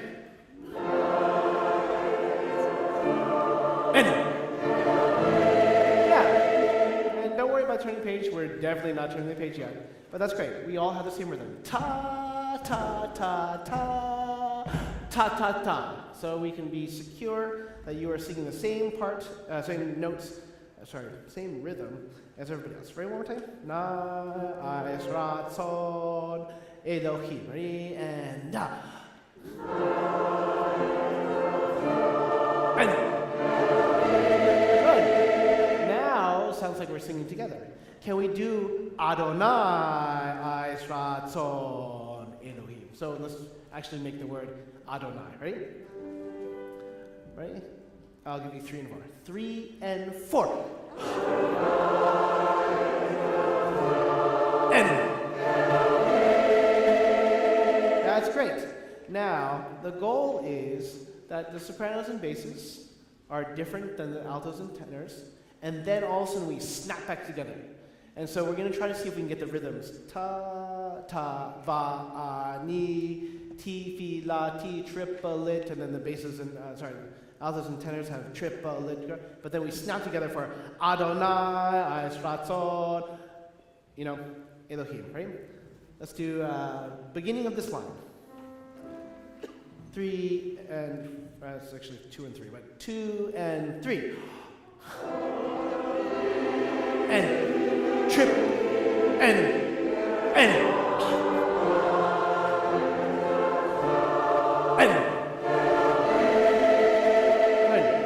So that's the problem, is that took us, it's great now, it's great, but every single one of these takes like 5 minutes, right? And if we said there's like 40 of them, we don't have enough rehearsal time to go all of them. So if we do the same ones over and over again, I want to make sure that we get this sort of in our ear, right? So the things when you look at, you should circle the triplet where you are, right? And be like, don't forget, this is the one that's going to mess up our rhythm. And then just to be aware, when you sing Adonai, you know, oh look, that's where we all come together. It's very symbolic, right? We all sing that together. So those are the things you kind of look at and you're like, okay, well, we got a crescendo. I'm singing depending on with some other voice part, and then we all snap together. Okay, let's do that one more time. That's great. Now that feels great. That feels great and feels together. We just have lots of these. Ready? 3 and 2 and 3.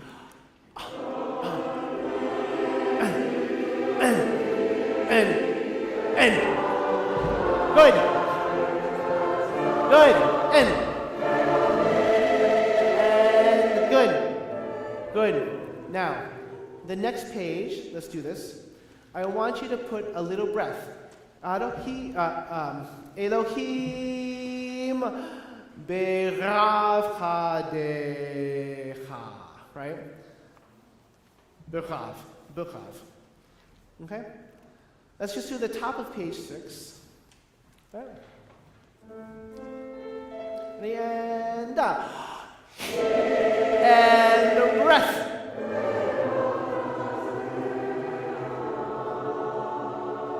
Bass is exactly right. It's not a really consonant note. You guys have the 7th of the chord, but that was a really good C. Let's do it one more time. That was exactly right. Okay? Now remember, big chord, breath. Right? And breath.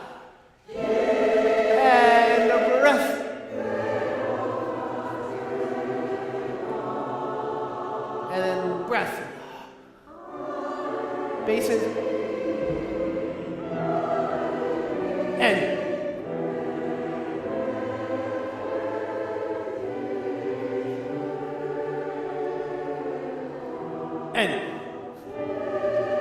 Tenors.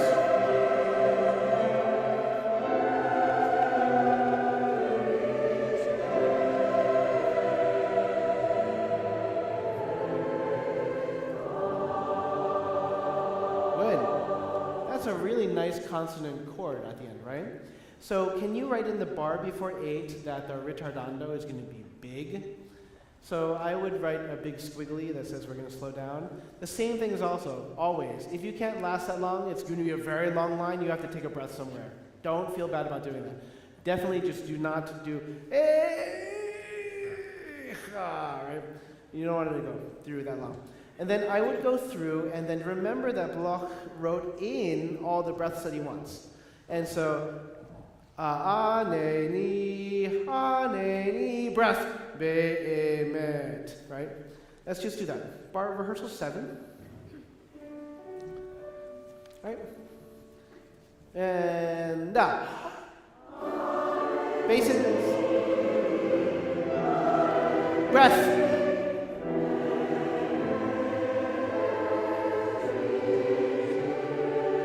And stop. That's a beautiful chord. That was really nice. Then be aware that we're all going to take a breath together, okay? So tenors, when you come in on the bottom of the page, second bar, note that your dynamic is louder than all the other voice parts. They have mezzo forte, but you have forte. And so clearly, Bloch wants to make sure that your voice is heard at that point, okay? So whatever they do, one up them, okay? Rehearsal 7. Okay? And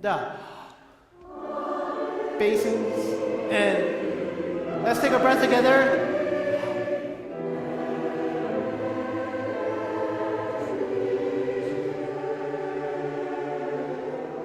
And tenors. altos. And then let's end together, D, like it's the end of the piece.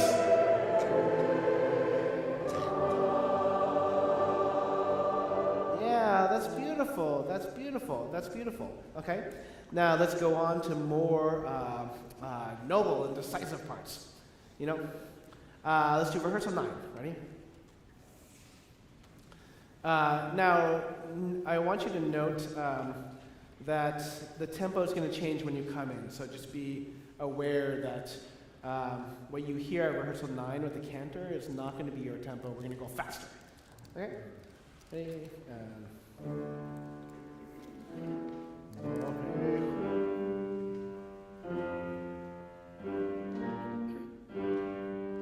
One, two, three.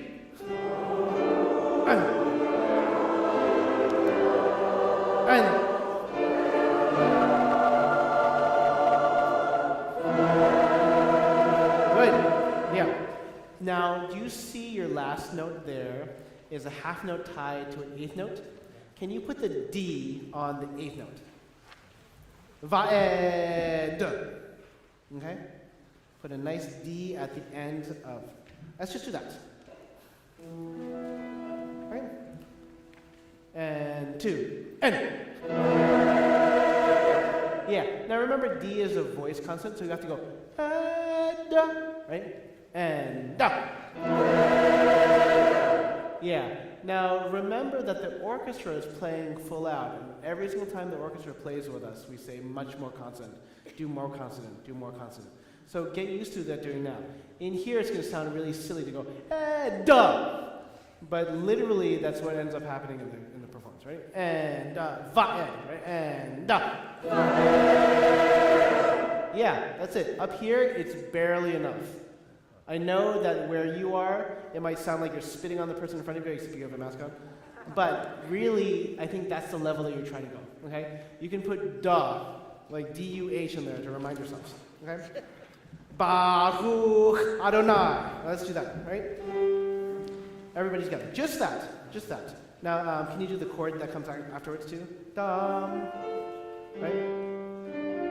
Right? 1, 2, 3. Yeah, and so we're gonna try to make the rhythm snappy. Baruch Adonai, right? 1 ta ta ta ta, right? And da.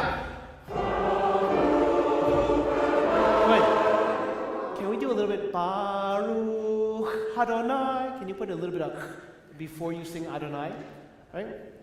We'll make it almost a little bit of a quarter note with a before you go Adonai, right? 1, 2, 3.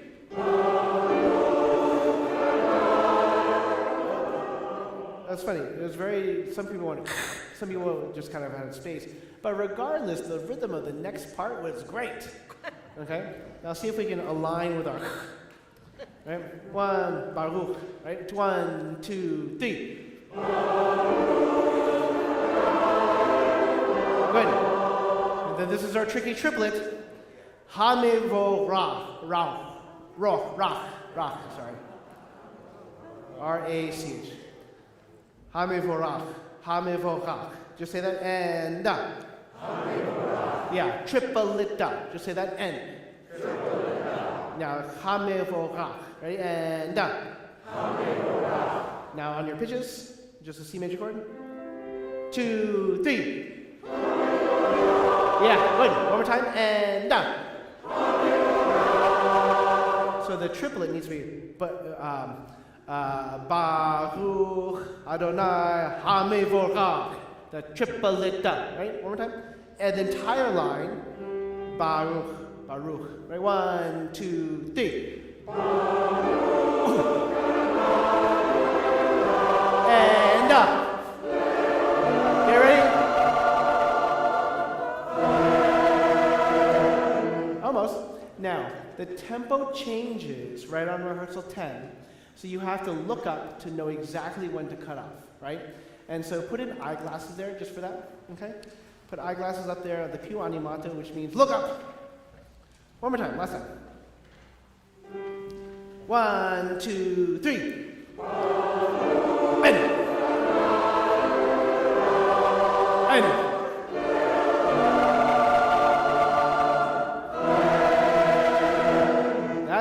That's it. I got more people watching.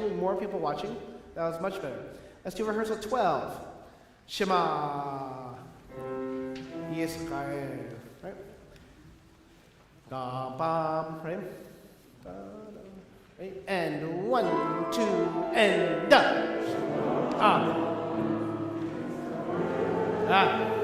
Yeah. This is not the same tempo. This is pure animado, right? Shema, right? Let's try it. Now listen to what Ty plays. Ready? And da ta ta Yisrael Adonai Eloheinu Adonai Echad. Okay? So ta ti. It's a bit march-like. It's a bit driven. I say driven. Okay? Can you give us a C?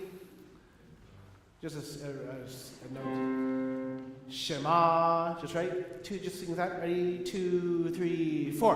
Shema. Yeah. Now you go. Shema Yisrael. Right? 1, 2, 3, 4. Shema. And. Yeah, that's great. Now, turning the page, you need to know that your crescendo for goes 3 full beats. It's much longer than you think. Okay? Let's do that from rehearsal 12. Rehearsal 12. Right? And 2, 3, 4. 1, 2, 3, and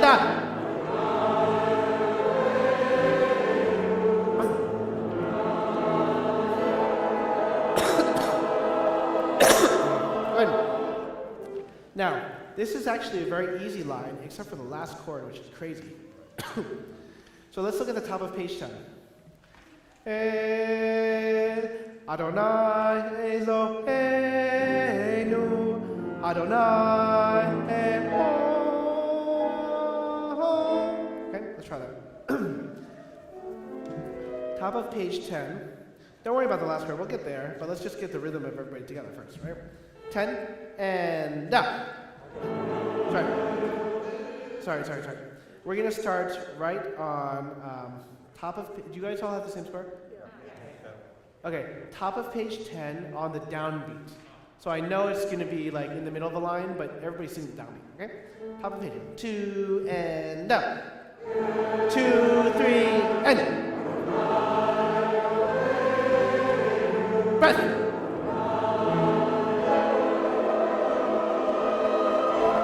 Yeah, not bad. Let me just sing everybody here. Adonai, 2, and da. Yeah. Now, you have Adonai Eloheinu, breath. Adonai. Okay, let's just try that, right? 2, 3, 4. Yeah. Almost. I don't hear both of the small notes. Adonai, just sing that. 2, 3. Almost. I'll give you 3, 4. 1, 2, 3. That's fantastic. Now, don't forget what happens after this, right? Adonai Elohe, right? 1, 2, 3. Again. And.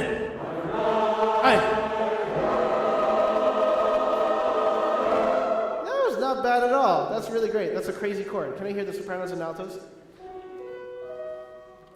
Ha. Ready, and da. I'm missing alto ones. Ready? And go. That's even, but that's because the sopranos weren't sure whether they're supposed to sing or not. Let's do all sopranos and altos. Ready? And da. Yeah, that's good. And then just like you did right there, can you put a line over that last note? This is for all sopranos, altos, tenors, and basses. So that we don't go, right? We go, and you actually hear the pitch before we go on, okay? So a nice little line. Now, let's do Shema. From the beginning, rehearsal 12 on page 9. Right? 1, 2, sorry, and 1, 2, 3, 4. Yes. 2, 3, 4. Adonai. Breath. And.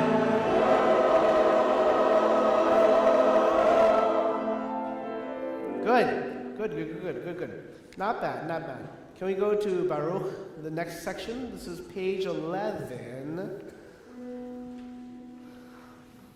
Can you play the next chord too? Yeah, play it as a whole chord. And right? Let's go. We're gonna go read it through. We're gonna go 1, 2, 3. Right? 1, 2, 3.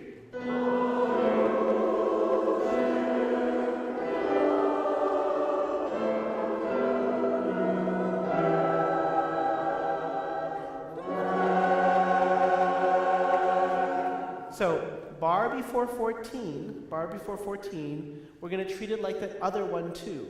So you sing Lam Va'ed. So take a breath. We're going to hold and take a breath together before we sing Va'ed.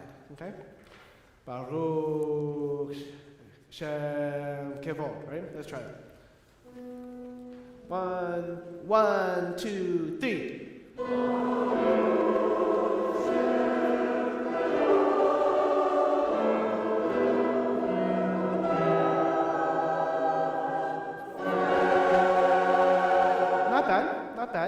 Not bad. Now we all have the same rhythm starting at the bottom of the page, except for one tenor little suspension there.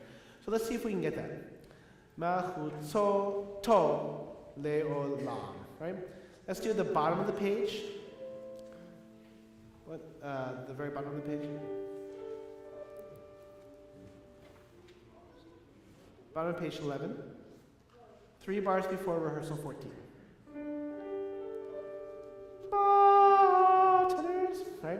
Right? 1, 2, 3.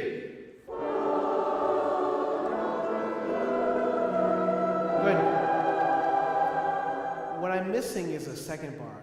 To le olam. Right? Can we just do that? Can we just play the chord on the second bar? We can go to le olam. Right? And here we go 2 and everybody and da. Good. That was not bad at all. One more time. 2 and up. And. Excellent. Can we do the entire line? This is pick up to Baruch. Right? 1, 2, 3. And.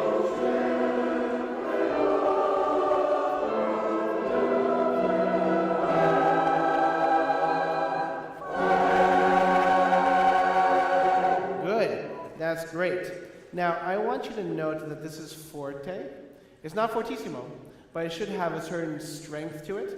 And I want to make sure that we have, you can either circle forte or you can put it sort of like marcato or kind of full. But don't oversing, but don't also take it for granted. Last time, right? 1, 2, 3. And.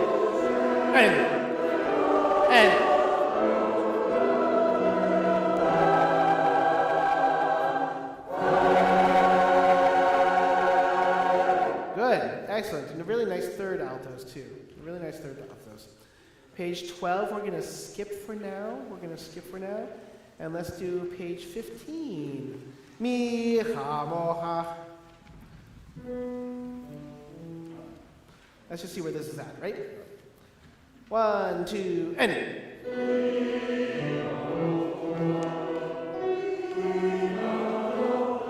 And.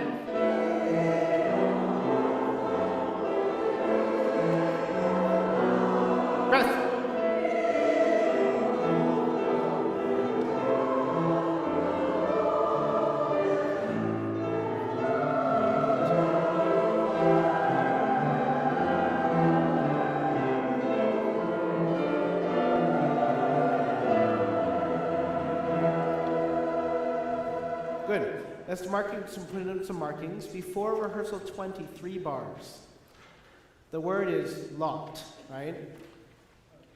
So he lot. And so the ending, 3 bars on the down, 3 bars before rehearsal 20. On the downbeat, we're going to put the T there. End of the word, t. 3 bars before rehearsal 20, we're going to put the T there. Now,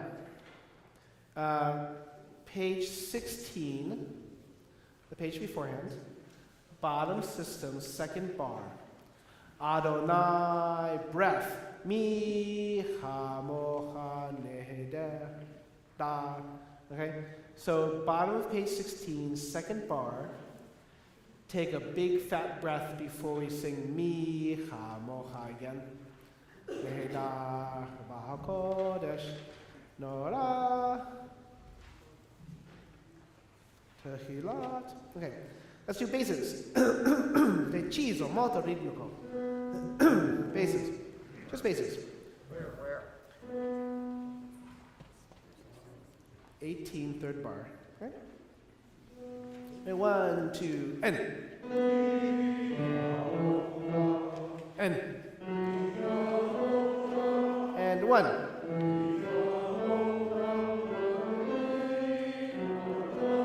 Breath.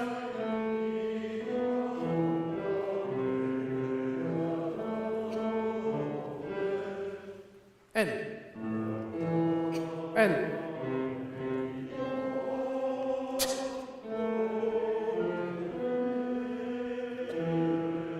Okay, yeah, not bad. Now, this goes for everybody, but I want you to note the notes that have the staccato notes on them. So you go, mi, ha, mo, ha, right? So sustain, sustain, shorter, shorter. That goes for everybody. Don't make them too short. Mi, ha, mo, ha. But mi, ha, mo, ha. Just make them shorter and a little bit more, a little bit less sustained. Okay. Tenors. Do you see the same thing for you? Mi, ha. Sorry, play. And then those last two are shorter notes, right? And then sopranos and altos, you don't have those staccato notes, so you sustain through a little bit more. Let's try that. Everybody then. Page 15. 1, 2, and down. That's exactly it. Good. Hey, take a breath. Good, yeah. Yeah. So bottom of page 16, second bar, we said take a breath, right? So what I want you to do is make sure that's a half note and your breath is a quarter note, right? So Adonai, breath, mi, ha, mo, ha, right? Now, the top of page 16, we said that the altos and sopranos, you don't have staccato notes. I want you to continue through the line. Mi, ha, mo, ha, ba, lim, okay? So you sustain through much more. Ignore what you hear from the tenors and basses. They have something different. Right? Let's do it one more time. Right? 1, 2, and da. That's it. Everybody, and. Go and.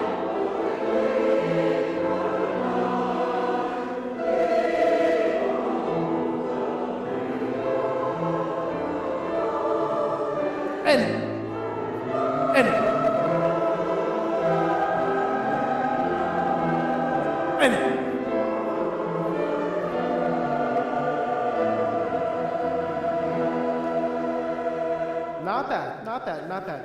I feel like we need to march a little bit more. It needs to have a little bit more rhythmic quality to it. As he says like 90 billion times, he says molto ritmico, you know.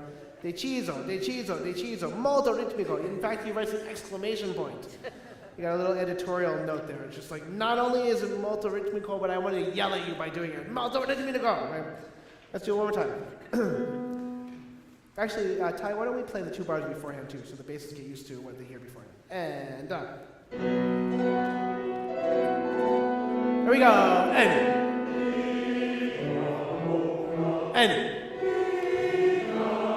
Nice. And.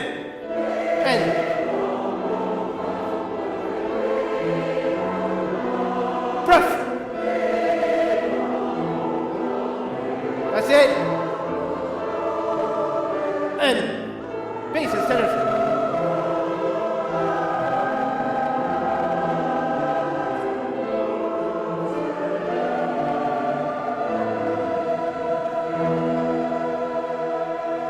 Excellent. That was excellent. Can I hear the bottom of page 17, first bar? This is a big fat C major chord from everybody, right? And then remember what we're going to do on the second bar of 17, the bottom of the page, is put a T there, right? Let's just hear that, okay? Bottom of 17, everybody C major chord. Ready? 1, 2, and Yeah, but then you sing after that too. Lord. O, se, fe, right? 2 and da.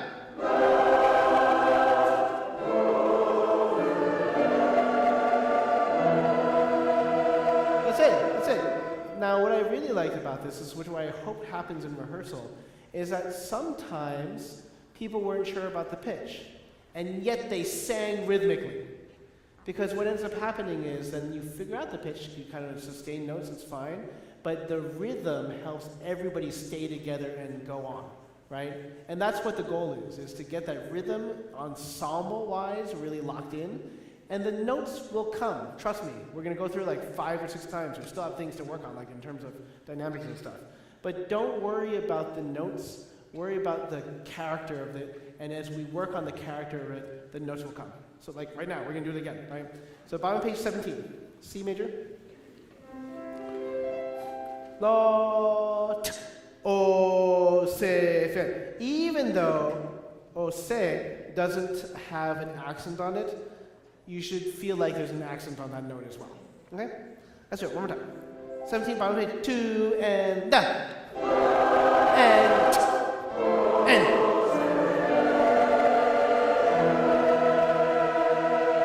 Yeah, that's great. That's really great. Now, there's parts of it that actually reminds me a lot of the Sam Wu, right? Because you have a lot of these open fifths and this march-like character. There's almost like that war section in the middle. Basses and tenors, can I hear you at the top of page 17? The 4th bar. No, ro, te, hi, no. Okay? Right there. 4th bar of page 17, right? 1, 2, 3. Good. If you have to let up a little bit to make sure that the te, hi, lot is lot, right? Yeah, lot. If you can make sure that te, hi, lot is clear, right? One more time. So, no, ro, te, hi. So you can take a little breath before, right? 2 and da. And that's it. Good. Yeah, that was exactly it. I was missing the T, but that's not bad. Can we do everybody from this section, which is page 15? Page 15. Right? Let's do the 2 bars before entrance, because it really sounds like Sam's piece. Ready? And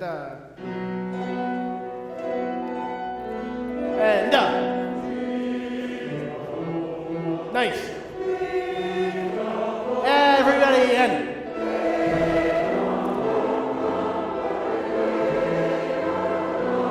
Breath.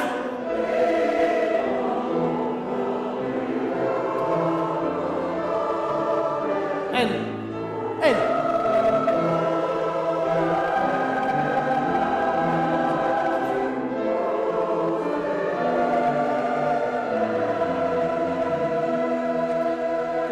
That's excellent. Let's do it one with the real tempo. Bum, bum, bum, bum. That's me rolling. Okay? 2 bars before basses enter. Now, me oftentimes is kind of less percussive than we want it to be for this music. So can you add a little accent? Mi, ha, mo, ha, right? So it has a little, instead of a me, like we often do for our warm-ups, right? Let's do and T, P, here we go, and me, and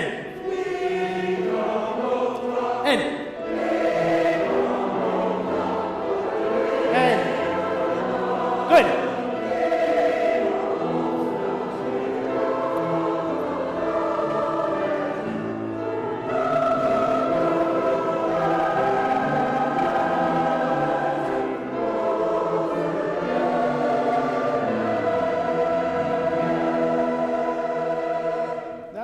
great. That was great. There's more. Let's see if we can finish off the first section. Same, ritmico, but this time he doesn't have an accent on it.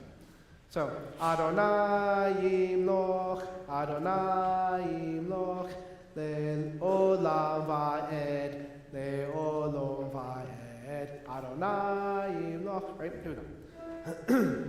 Let's try it a little bit slower for now, but note this is not the real tempo, so it's a little faster. We'll go 1, 2, Adonai Yimloch, right? Soprano's not this first, turns and bass is next, right?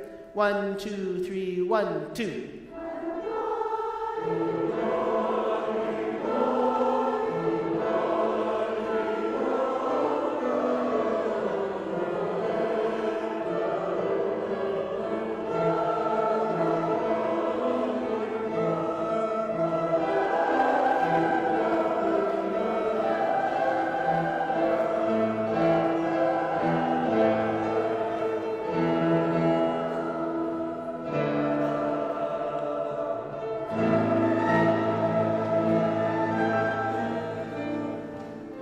Starts off easy and then becomes much, much harder. To me, this is almost like when you hear bells. You're going to hear Adonai, Adonai, Adonai from everywhere, right? So let's start at the very beginning, and I want you to all sing together. Basses and tenors, I want you to sing with the sopranos and altos at the very beginning, because we have the same thing. It just happens at different times, right? Right? Adonai Yimloch, Adonai, right? 1, 2, 3, 1, 2.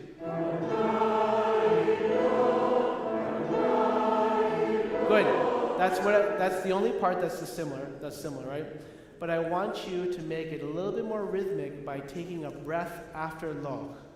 Adonai Yimloch, breath. Adonai Yimloch, breath. Okay? And then if you want to be pedantic about it, which you should be, it is a quarter note followed by a quarter rest. Okay.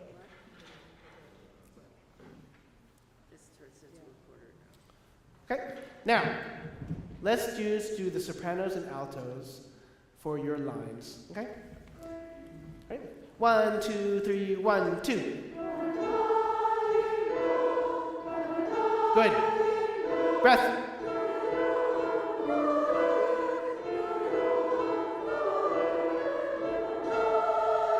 Altos.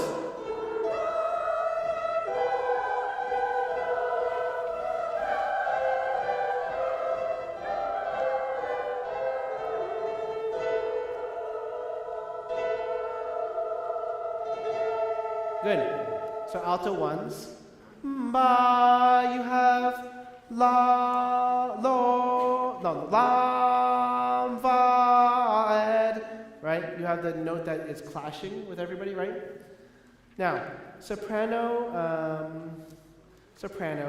page 19, obviously 2 bars from the top, the top system, second to last bar, right? Just note that C sharp needs to be very, very high. It is unexpected for everybody, so it needs to be quite high because they're all singing C. They're not really singing C's before that, but nobody knows. And then altos, the same thing for you. On page 20, on the downbeat, no less, of a page turn, you skip ahead and you have this F sharp that clashes with the sopranos, D that clashes, so that is pretty hard there. Can we just do, we're running out of time, but let's just do altos, page 20. Right? Just hear it for a second.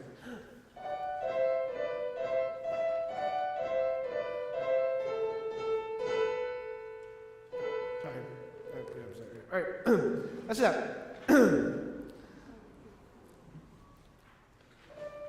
Olam va-ed. Olam va-ed. Right? Altos. 1, 2, and da. This is significantly higher than the break. Think of it more head voice and trying to reach up to it. Okay? Really, really think head voice, right? 2 and da. Nice.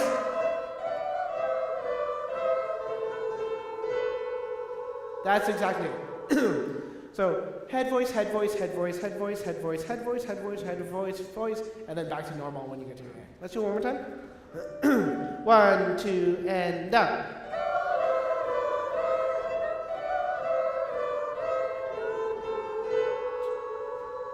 Yeah. Da da. Right? There's no other notes for there. Okay? That's much better. Let's do, we're running out of time. Let's do basses and tenors from page 18. Adonai Loch, right? Loch. What did I do there? Okay, right. 1, 2, 3, 1, 2. Breath. Breath. And tenors.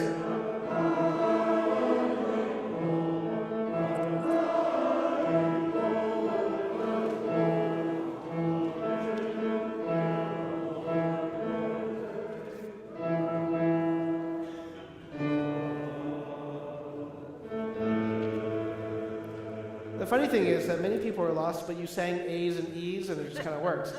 Because that's what you basically sing. Okay, we're going to work that more, but let's try everybody right now. Rehearsal 21. Rehearsal 21. Okay? I will just, Ty will play one bar from Rehearsal 21, but I'll count off as well, okay? Right? And 1, 2. Adonai, Adonai, Adonai. And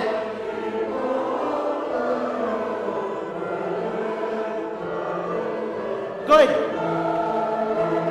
To altos. Tenors. Soprano.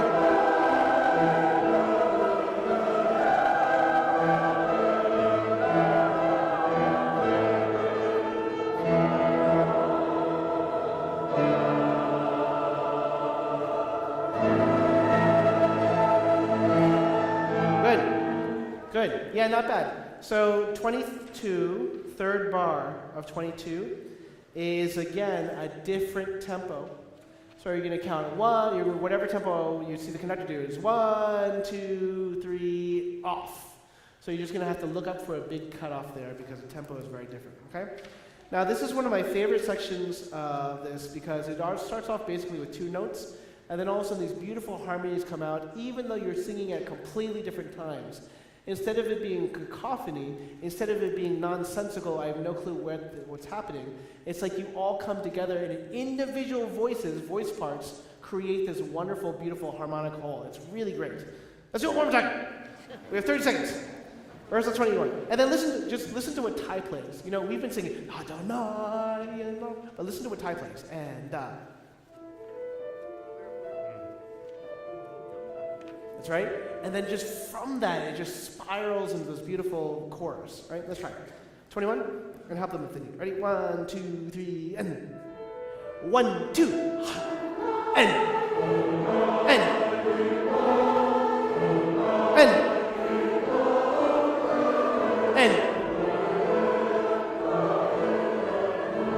tenors, altos, tenor, sopranos.